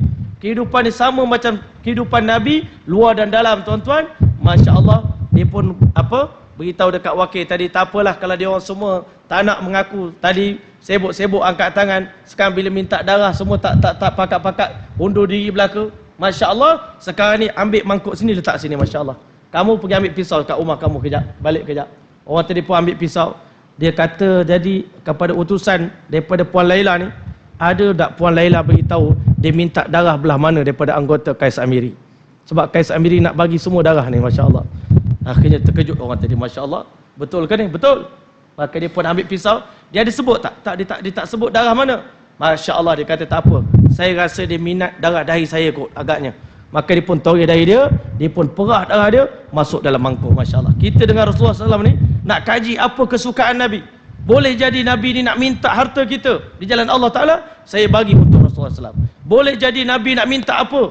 Nak minta anak-anak kita dihantar belajar ke pesantren, keinginan Nabi, hantar anak-anak jadi anak-anak yang soleh, kita buat. Nabi nak supaya dihantar jemaah-jemaah dakwah ke seluruh dunia, kita buat. Apa saja keinginan Nabi Muhammad SAW. Nabi nak kita ni berpenampilan macam dia, kita buat, tuan-tuan. Masya Allah. Lepas tu dia tanya, ada tak yang Nabi minta darah lengan, darah ni belah-belah sini? Tak ada. Masya Allah, dia pun kerat tangan hiris dia punya lengan dia Masya Allah, dia titikkan darah dalam mangkuk. Dia kata mungkin boleh jadi Puan Laila minta darah daripada lengan gamaknya. Masya Allah. Ada tak dia minta darah dada? Sebab selalu orang bercinta kalau kita ni belah dada, tuan-tuan. Nak tengok cinta tak cinta kita pada kita punya kekasih, belahlah dada abang ni, insya-Allah akan tengok betapa dalamnya cinta, ada keluar love, tuan-tuan. Masya-Allah, tuan-tuan. Akhirnya dia pun toris dia punya dada dia, dipicit, keluar darah, tuan-tuan. Mungkin boleh jadi Laila nak minta darah dada. Apa saja yang boleh menggembirakan hati kekasih, dia akan buat, tuan-tuan. Masya-Allah, dia tanya ada darah betis, ada minta? Tak ada. Maka dia pun toreh betis dia, ditoreh kaki dia, tuan-tuan, sehingga akhirnya ngiling kepala wakil tadi. Ini memang betul-betul majnun. Ini memang betul-betul fana. Pecinta yang hakiki ni memang betul-betul dicinta pada Nabi sungguh ni. Dia sanggup korban segala-galanya untuk Rasulullah sallallahu alaihi wasallam. Sebab itu, masya-Allah, orang yang cinta pada Nabi, tuan-tuan bukan oleh Allah Subhanahu taala, mula-mula sekali kata Imam Ibn Qayyim Al-Jauzi, martabat cinta pada Nabi ni, tuan-tuan, bila mana semua orang mengaku cinta pada Nabi, Allah nak uji kesetiaan cinta kita, kebenaran cinta kita. Mula-mula sekali tawaran Allah dalam Al-Quran, qul in kuntum tuhibbunallah fattabi'uni yuhibbukumullah. Katakanlah wahai Muhammad, seandainya kamu mendakwa cinta kepada Allah, cinta pada Islam, cinta pada Rasulullah, yang pertama kamu fattabi'uni, kamu kena hidup macam Rasulullah SAW, ikut jejak langkah Nabi Muhammad SAW. Yuhibbukumullah, Allah sayang kepada kamu, Allah ampun dosa kamu. Masya Allah. Bila sebut dalam bab mengikuti sunnah Nabi ni, tuan-tuan, berapa juta umat Islam dalam dunia ni hidup tanpa sunnah Nabi, tuan-tuan. Masya Allah. Kalau tanya sebahagian orang, tuan-tuan, macam mana mandi wajib cara Rasulullah, tak tahu. Macam mana wuduk cara Nabi, tak tahu. Macam mana semayang cara Nabi, tak tahu. Allahu Akbar. Ini benda asas, tuan-tuan. Macam mana Nabi, sunnah Nabi masuk rumah, tak tahu. Sunnah Nabi masuk tandas, tak tahu. Sunnah Nabi masuk pasar, tak tahu. Sunnah Nabi dalam kenderaan, tak tahu. Sunnah Nabi dalam berjual beli, tak tahu. Allahu Akbar. Habis itu, dalam bab ini, tuan-tuan, berjuta-juta orang yang mengaku cinta pada Nabi tadi jatuh, tuan-tuan. Sedangkan golongan yang mengikut sunnah Nabi naik satu tangga lagi ke atas, tuan-tuan. Maqam yang nombor 2, tuan-tuan. Masya Allah. Ujian nombor 2. Allah Ta'ala nak tengok, kalau kamu betul-betul mengaku cinta pada Rasulullah SAW. Yang kedua, ujian yang Allah Ta'ala bagi, ujian kemiskinan, tuan-tuan. Masya Allah. Hari ini kadang-kadang ujian Allah bagi bila kita nak berhijrah, bila kita nak berubah, tuan-tuan, tinggal kehidupan lama kepada kehidupan yang baru, tuan-tuan. Ujian yang pertama Allah bagi, ujian ekonomi kita, tuan-tuan. Masya Allah. Ya, ujian ekonomi. Satu hari, tuan-tuan, satu orang sahabat datang jumpa Nabi kita Muhammad sallallahu alaihi wasallam, ya Rasulullah, demi Allah aku mencintai Tuhan lebih daripada sesiapa pun dalam dunia ni. Nabi sallallahu beritahu, Masya Allah, hati-hati sebelum menyatakan cinta ni. Masya Allah. Sebelum melafazkan cinta ni, kamu kena berhati-hati. Masya Allah, sebelum mengungkapkan kata-kata ini. Sahabat tadi kata, tak ya Rasulullah, aku betul-betul mengaku bahawasanya aku betul-betul mengasihi dan mencintai Tuhan lebih daripada sesiapa pun. Nabi kata berhati-hati sebelum bercakap. Masya Allah. Berarti bukan senang nak melafazkan cinta. Sama macam nak mengaku orang beriman. Satu orang sahabat mengaku saya beriman. Nabi kata, qul lam tu'minu, Allah sebut dalam Quran, katakanlah wahai Muhammad, kamu belum beriman, walakin qulu aslamna, kita baru Islam. Kita belum cinta pada Nabi selagi belum datang ujian yang kedua ni tuan-tuan. Pada kali yang ketiga, bila orang tadi mengaku sungguh-sungguh aku cinta pada Rasulullah SAW, maka Nabi SAW beritahu, kalau kamu ikhlas dalam perkataan kamu, kamu kena bersedia menerima ujian yang datang daripada Allah, susah payah yang akan datang kepada kamu secepat air yang mengalir tuan-tuan. Masya Allah. Hari ini kita mengaku cinta pada Nabi. Bila Allah uji sikit je tuan-tuan, bulan ni gaji kita tak berapa nak cukup tuan-tuan, mula kita gelisah. Masya Allah. Ini macam mana aku ni kan? Aku dah taat pada Allah, tapi kenapa Allah uji dengan susah payah? Ada orang kata saya semayang, tapi ustaz, kenapa Allah uji saya berat-berat? Allahu Akbar. Sebab kita semayang tu Allah uji kita. Sebab apa? Nabi dah beritahu, asyaddul bala'i 'alal anbiya, ujian paling besar Allah nak bagi pada nabi-nabi, summal amsal, kepada orang yang paling mirip dengan Nabi. Orang yang paling mirip dengan Nabi, mereka itu akan diuji oleh Allah dengan ujian berat-berat tuan-tuan. Sebaliknya orang ulama dulu, kalau hidup 40 hari tak ada ujian datang daripada Allah Ta'ala, mereka dah bimbang, boleh jadi kita sedang dimurkai oleh Allah Subhanahu Wa Ta'ala. Hari ini kita mengaku cinta pada Nabi, tapi bila Allah uji sikit dengan kita, dah kita tak sabar tuan-tuan. Macam-macam kita sangka buruk pada Allah Subhanahu Wa Ta'ala. Macam-macamlah hati kita lintasan yang tak elok tentang Allah. Allah benci aku gamanya. Aku kadang-kadang terlintas nak berpatah balik ke jalan yang lama tuan-tuan. Dulu masa aku tak semayang dulu, okey je ekonomi aku. Sekarang ni bila time aku semayang, teruk pula. Masya Allah, kadang-kadang terfikir, lebih baik aku tak semayang daripada semayang. Ini baru sedikit ujian tuan-tuan. Sahabat Nabi, Masya Allah, yang mengaku cinta pada Rasulullah SAW, kadang-kadang kata Sayyidina Abu Hurairah, kami semayang di belakang Nabi, satu saf sahabat Nabi semua terlentang jatuh tuan-tuan, jatuh pingsan kerana dah berapa hari tak makan makanan tuan-tuan, rahmati Allah oleh Allah SWT.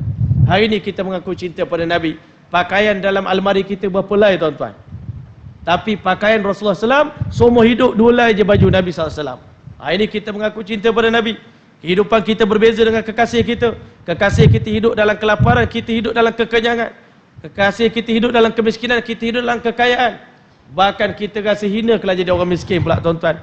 Kita pandang hina pada orang miskin, sedangkan Allah telah beritahu, kerana aku jadikan kamu anak yatim, wa ammas sa'ila fala tanhar. Semenjak daripada hari ini, kamu jangan pernah kamu maki hamun, jangan pernah kamu jerkah, jangan pernah kamu tengking kepada peminta-peminta sedekah. Ini nasihat Allah kepada Rasulullah SAW. Jangan pandang hina kepada orang miskin.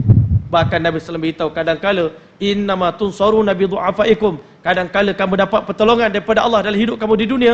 Orang Islam mendapat pertolongan daripada Allah berkat adanya orang yang dhaif, orang yang lemah-lemah di kalangan mereka. Hari ini kita kata orang nak Islam ni mesti kena orang yang cemerlang-cemerlang saja. Orang yang bodoh-bodoh semua tak payah, kan? Semua diusir tuan-tuan. Sedangkan pengikut Nabi kita Muhammad sallallahu alaihi wasallam, Allah SWT beritahu, masya-Allah, wasbir nafsaka ma'al ladzina yad'una rabbahum. Kamu sabarkan diri kamu untuk bersama dengan umat kamu yang senantiasa menyebut nama Allah, menyeru nama Allah Ta'ala, mendakwah manusia kepada Allah Ta'ala bil ghadati wal ashi, di pagi dan petang. masya-Allah, wala ta'du aynaka anhum, kamu jangan berpaling mata kamu sekelip pun daripada mereka orang miskin di kalangan umat kamu. Turidu zinatal hayatid dunya, kerana mengharapkan perhiasan dunia. masya-Allah, hari ini kita orang Islam tak pandang mulia pada orang miskin tuan-tuan. Kita pandang hina pada orang miskin. Ini bukan sunnah baginda Muhammad sallallahu alaihi wasallam. Kita kena pandang semua orang miskin lebih mulia daripada kita tuan-tuan. Orang miskin ni kata baginda sallallahu alaihi wasallam adalah orang yang paling awal masuk syurga di kalangan umat aku. 40 tahun yang terawal Allah telah bagi orang miskin masuk syurga lebih awal tuan-tuan. Ini yang kedua tuan-tuan. Naik pula level orang yang lulus benda ni tuan-tuan, dia akan naik tangga ketiga tuan-tuan. Tapi banyak orang sangkut di level yang nombor 2 ni tuan-tuan. Masya-Allah, bila miskin je, lama-lama tinggal balik tuan-tuan. Dulu semangat dah, bila dah aktif dah berjemaah di masjid 5 waktu. Bila Allah uji teruk sikit, lama-lama cari kerja, lama-lama tinggal habis tuan-tuan. masya-Allah. Yang kedua, bila kita sabar lagi, naik pula level nombor 3. masya-Allah. Allah SWT beritahu dalam Quran, ya ayyuhalladzina amanu may yartadda minkum an dini, wahai orang beriman, siapa yang berpaling tadah daripada agama Allah, berpaling tadah daripada sunnah Rasulullah, berpaling tadah daripada cinta kepada Nabi, cinta pada Allah dan Rasul, fasawfa ya'tillahu biqaumin, maka pasti satu hari nanti kelak akan aku lahirkan satu kaum di muka bumi ini yang pertama yuhibbunahum wa yuhibbunah, Allah sayang kepada mereka, mereka sayang pada Allah. Mereka sayang pada Nabi, Nabi sayang kepada mereka. Sifat mereka apa? A'izzatin 'alal kafirin, adillatin 'alal mu'minin. Mereka merendah diri depan orang beriman dan mereka sangat tegas kepada orang-orang bukan Islam, tuan-tuan. Ini sifat golongan yang ketiga yang merupakan pencinta kepada Allah dan Rasul, tuan-tuan. Masya-Allah, kadang-kala tuan-tuan kita di akhir zaman kita tegas dengan orang Islam, tuan-tuan. Dengan orang Islam ini tak boleh, ini tak boleh, ini tak boleh, ini tak boleh, ini tak boleh. Sampai orang nak buat apa pun tak boleh dah sekarang. Kan? Takut semua. Betul ke tak betul ni? Kan? Kamilah jadi mangsa, tuan-tuan. Nak jawab WhatsApp orang berduyun-duyun ni, tuan-tuan. Ustaz, betul ke macam ni, Ustaz? Betul ke macam ni? Dulu dengar kata boleh, sekarang kata tak boleh. Masya-Allah. Tuan-tuan, berkenan oleh Allah SWT, kita dengan orang beriman tak bagi maaf. Ini ada tattoo, tak boleh, tak masuk syurga dah kamu. Wah, ini kamu ni bunuh orang, tak masuk syurga dah kamu. Allahu akbar. Kita seorang je ahli syurga, tuan-tuan. Allahu akbar. Tapi dengan orang kafir, Allahu akbar, kita menikus pula. Masya-Allah. Yang kamu buat ni bagus, bagus. Yang ni bagus, yang ni bagus. Orang Islam tak bagus belaka, tuan-tuan. Orang kafir bagus belaka pula, tuan-tuan. Orang kafir ni terbuka. Orang Eropah terbuka, orang Jepun terbuka. Masya-Allah, ini bukan sifat pecinta Allah dan pecinta Rasulullah SAW. Masya-Allah. Bila datang golongan ni, tuan-tuan, naik pula. Gugur segolongan besar, tuan-tuan, orang beriman yang mengaku cinta pada Nabi. Bila mana bertemu dengan keadaan ini, tuan-tuan, mereka tak sanggup memuliakan orang Islam, mereka memuliakan orang kafir, jatuh segolongan, naik pula satu golongan ini ke makam yang keempat yang paling tinggi sekali, tuan-tuan, iaitu orang yang mengaku cinta pada Allah dan Rasul. Tahap yang paling tinggi, Allah telah beritahu dalam Al-Quran, innallaha ashtara minal mu'minin, sesungguhnya Allah beli daripada diri orang beriman itu anfusahum wa amwalahum bi anna lahumul jannah. Allah beli harta dan nyawa mereka dengan bayaran syurga. Masya-Allah. Jadi orang yang mengaku cinta Allah dan Rasul, dia sanggup mati syahid di jalan Allah Subhanahu Wa Taala. Masya-Allah. Sanggup mati kerana Rasulullah sallallahu alaihi wasallam. Sanggup mati kerana perintah Allah. Sanggup mati kerana mempertahankan sunnah Rasulullah sallallahu alaihi wasallam. Sebab apa, tuan-tuan, ulama kita beritahu sewaktu saya belajar di Pakistan dulu. Wah, tuanku, kami beritahu hari ini akhir zaman banyak orang amal sunnah Nabi, tapi dia tak yakin dengan sunnah Nabi sallallahu alaihi wasallam. Apa tanda dia tak yakin? Mula-mula dia, masya-Allah, semangat dia amalkan sunnah Nabi. Tiba hari kahwin dia, hilang semua, tuan-tuan. Hari kahwin tinggal sunnah Nabi. Kan? Sebelum tu, masya-Allah, kuat amal. Tapi bila tanya, Ustaz, mengapa ni buat begini? Ustaz, masya-Allah, keluarga mentua saya, masya-Allah, tak bagi peluang langsung dekat saya, Ustaz. Tak apalah. Habis terkorban, tuan-tuan, masya-Allah. Dulu, masya-Allah, tengok dah lain. Hari kahwin dah lain, tuan-tuan, masya-Allah. Ini tanda kita tak yakin dengan sunnah Rasulullah SAW. Kita tinggal bila ada kesempatan kita tinggal. Tapi orang yang betul-betul yakin dengan sunnah Nabi, tuan-tuan, dia yakin dalam sunnah Nabi dan ada kejayaan. Saya tinggal sunnah Nabi, saya gagal dalam hidup saya. Saya akan rugi kalau saya tinggal sunnah Nabi. Sebab itu pada zaman Sayyidina Umar Al-Khattab radhiyallahu anhu, dia makan depan orang Yahudi, tuan-tuan, pemimpin-pemimpin Yahudi yang besar-besar, tengah-tengah makan tiba-tiba ada roti-roti yang jatuh, tuan-tuan, makanan yang jatuh atas saparah, dia pun kutip makan. Masya-Allah. Sahabat Nabi sebelah dia singgung, bawa Amirul Mukminin, wahai Amirul Mukminin, jangan jatuhkan maruah orang Islam, jangan jatuhkan martabat orang Islam. Dia kata, kutip makanan ni depan, masya-Allah, depan pemimpin-pemimpin Yahudi. Maka apa kata Sayyidina Umar Al-Khattab radhiyallahu anhu? A'atruku sunnata habibi li ajli haula'il humaqa? Patutkah aku tinggalkan sunnah kekasih aku semata-mata nak meraihkan orang bodoh-bodoh depan aku ni? Masya-Allah, hari ni, tuan-tuan, kita sanggup tinggalkan sunnah Nabi kerana malu dengan orang bukan Islam. Kadang-kadang, tuan-tuan, minta maaf cakap kan? Kerana kita malu, masya-Allah. Hakikat sebenarnya kalau kita pergi ke Eropah dengan penampilan sunnah Rasulullah SAW, insya-Allah mudah-mudahan mereka tengok, masya-Allah, kami pergi ke Ghana, tuan-tuan, kadang dia orang kata, masya-Allah, you wearing like a Jesus, dia kata, masya-Allah. Kamu ni macam Nabi, masya-Allah. Dia tengok kita datang, ada setengah orang, tuan-tuan, bila kita datang macam di Afrika sana, bila kita berdakwah sana, tuan-tuan, keluar jemaah di sana, kita pakai ikut sunnah Nabi. Orang Afrika kata, ini Tuhan dah turun daripada langit, dia kata, masya-Allah. Sebab apa? Dia terlalu kagum, dia kata, sebenarnya orang Islam sebenarnya lebih dekat dengan Kristian daripada orang Kristian sendiri, dia beritahu. Saya dengar driver taksi beritahu. Sebab apa dia kata? Kamu orang Islam lah, penampilan kamu sama macam Jesus. Kami orang Islam, pakaian kami tak sama macam Jesus, dia kata. Nabi Isa tak bagi kami minum arak, orang Kristian minum arak. Orang Islam yang tak minum arak, dia kata orang Islam sebenarnya pengikut Jesus yang sebenar, masya-Allah. Hari ini kalau kita betul-betul amalkan sunnah Nabi kita Muhammad SAW, sebenarnya Allah Ta'ala akan menzahirkan dua sifat orang bukan Islam, tuan-tuan. Kalau dia musuh Islam, dia benci Islam, dia tengok kita amalkan sunnah Nabi, dia akan rasa gerun sangat-sangat dalam hati dia, tuan-tuan. Tetapi kalau dia cinta pada Islam, dia suka pada Islam, dia tengok kita amalkan sunnah Nabi. Saya pergi Langkawi pakai serban macam ni, tuan-tuan, satu orang daripada Itali, Christian. Wow, dia punya janggut panjang, pandai cakap Arab. Sheikh, come here, Masya Allah. I am very happy to see your turban, Masya Allah. Sangat cantik dia kata serban kamu, Masya Allah. Tenang hati saya tengok, Masya Allah. Bila mana dia cinta pada Islam, dia akan tenang hati bila tengok kita mengamalkan sunnah Nabi kita Muhammad sallallahu alaihi wasallam. Tapi Nabi kita sallallahu alaihi wasallam beritahu di akhir zaman, orang yang menghidupkan sunnah Nabi ni macam menggenggam bara api, kadang-kala buat, kadang-kala lepas. Bila seronok buat, bila tak seronok lepas, tuan-tuan. Sehakikat sebenarnya orang yang betul-betul yakin dengan sunnah Nabi adalah orang yang mengamalkan sunnah Nabi sampai ke akhir hayat, insya-Allah. Jadi tuan-tuan, panjang sudah perbicaraan kita pada malam ini, insya-Allah, dah menghampiri 9:30. Jadi insya-Allah mudah-mudahan Allah SWT berkati pertemuan kita pada malam ini. Yang penting insya-Allah sedikit pertemuan kita pada malam ini menambahkan lagi keimanan kita kepada Rasulullah SAW, menambah lagi cinta kita pada Nabi, menambah semangat lagi untuk kita menghayati sunnah Nabi kita Muhammad SAW, menambahkan lagi semangat untuk kita mengikuti jejak langkah Nabi, berkorban, berdakwah ikut cara Nabi kita Muhammad SAW. Mudah-mudahan bila kita mengamalkan perkara ini, tuan-tuan, mudah-mudahan kita dibangkitkan di pada mahsyar nanti bersama dengan Nabi kita Muhammad SAW. Amin amin rabbil alamin. Jadi sekian dulu pertemuan kita pada malam ini, insya-Allah. Aqulu qawli hadza wa astaghfirullahal azim li wa lakum wa lisairil muslimin wal muslimat fastaghfiru innahu huwal ghafurur rahim. Wassalamu alaikum warahmatullahi taala wabarakatuh. A'udzu billahi minasyaitonir rajim. Bismillahirrahmanirrahim. Alhamdulillahirabbil alamin. Hamdan yuwafi ni'amahu wa yukafi mazidah. Ya rabbana lakal hamd kama yanbaghi li jalali wajhikal karim wa 'azim sultanik. Allahumma ya awwalal awwalin wa ya akhiral akhirin wa ya rahimal masakin wa ya dzal quwwatil matin wa ya arhamar rahimin. Allahumma shalli ala sayyidina Muhammad wa ala ali sayyidina Muhammad afdal salawatika bi'adadi ma'lumatika wa barik wa sallim. Jazallahu anna sayyidana wa habibana wa sanadana wa maulana Muhammadan sallallahu alaihi wasallam bima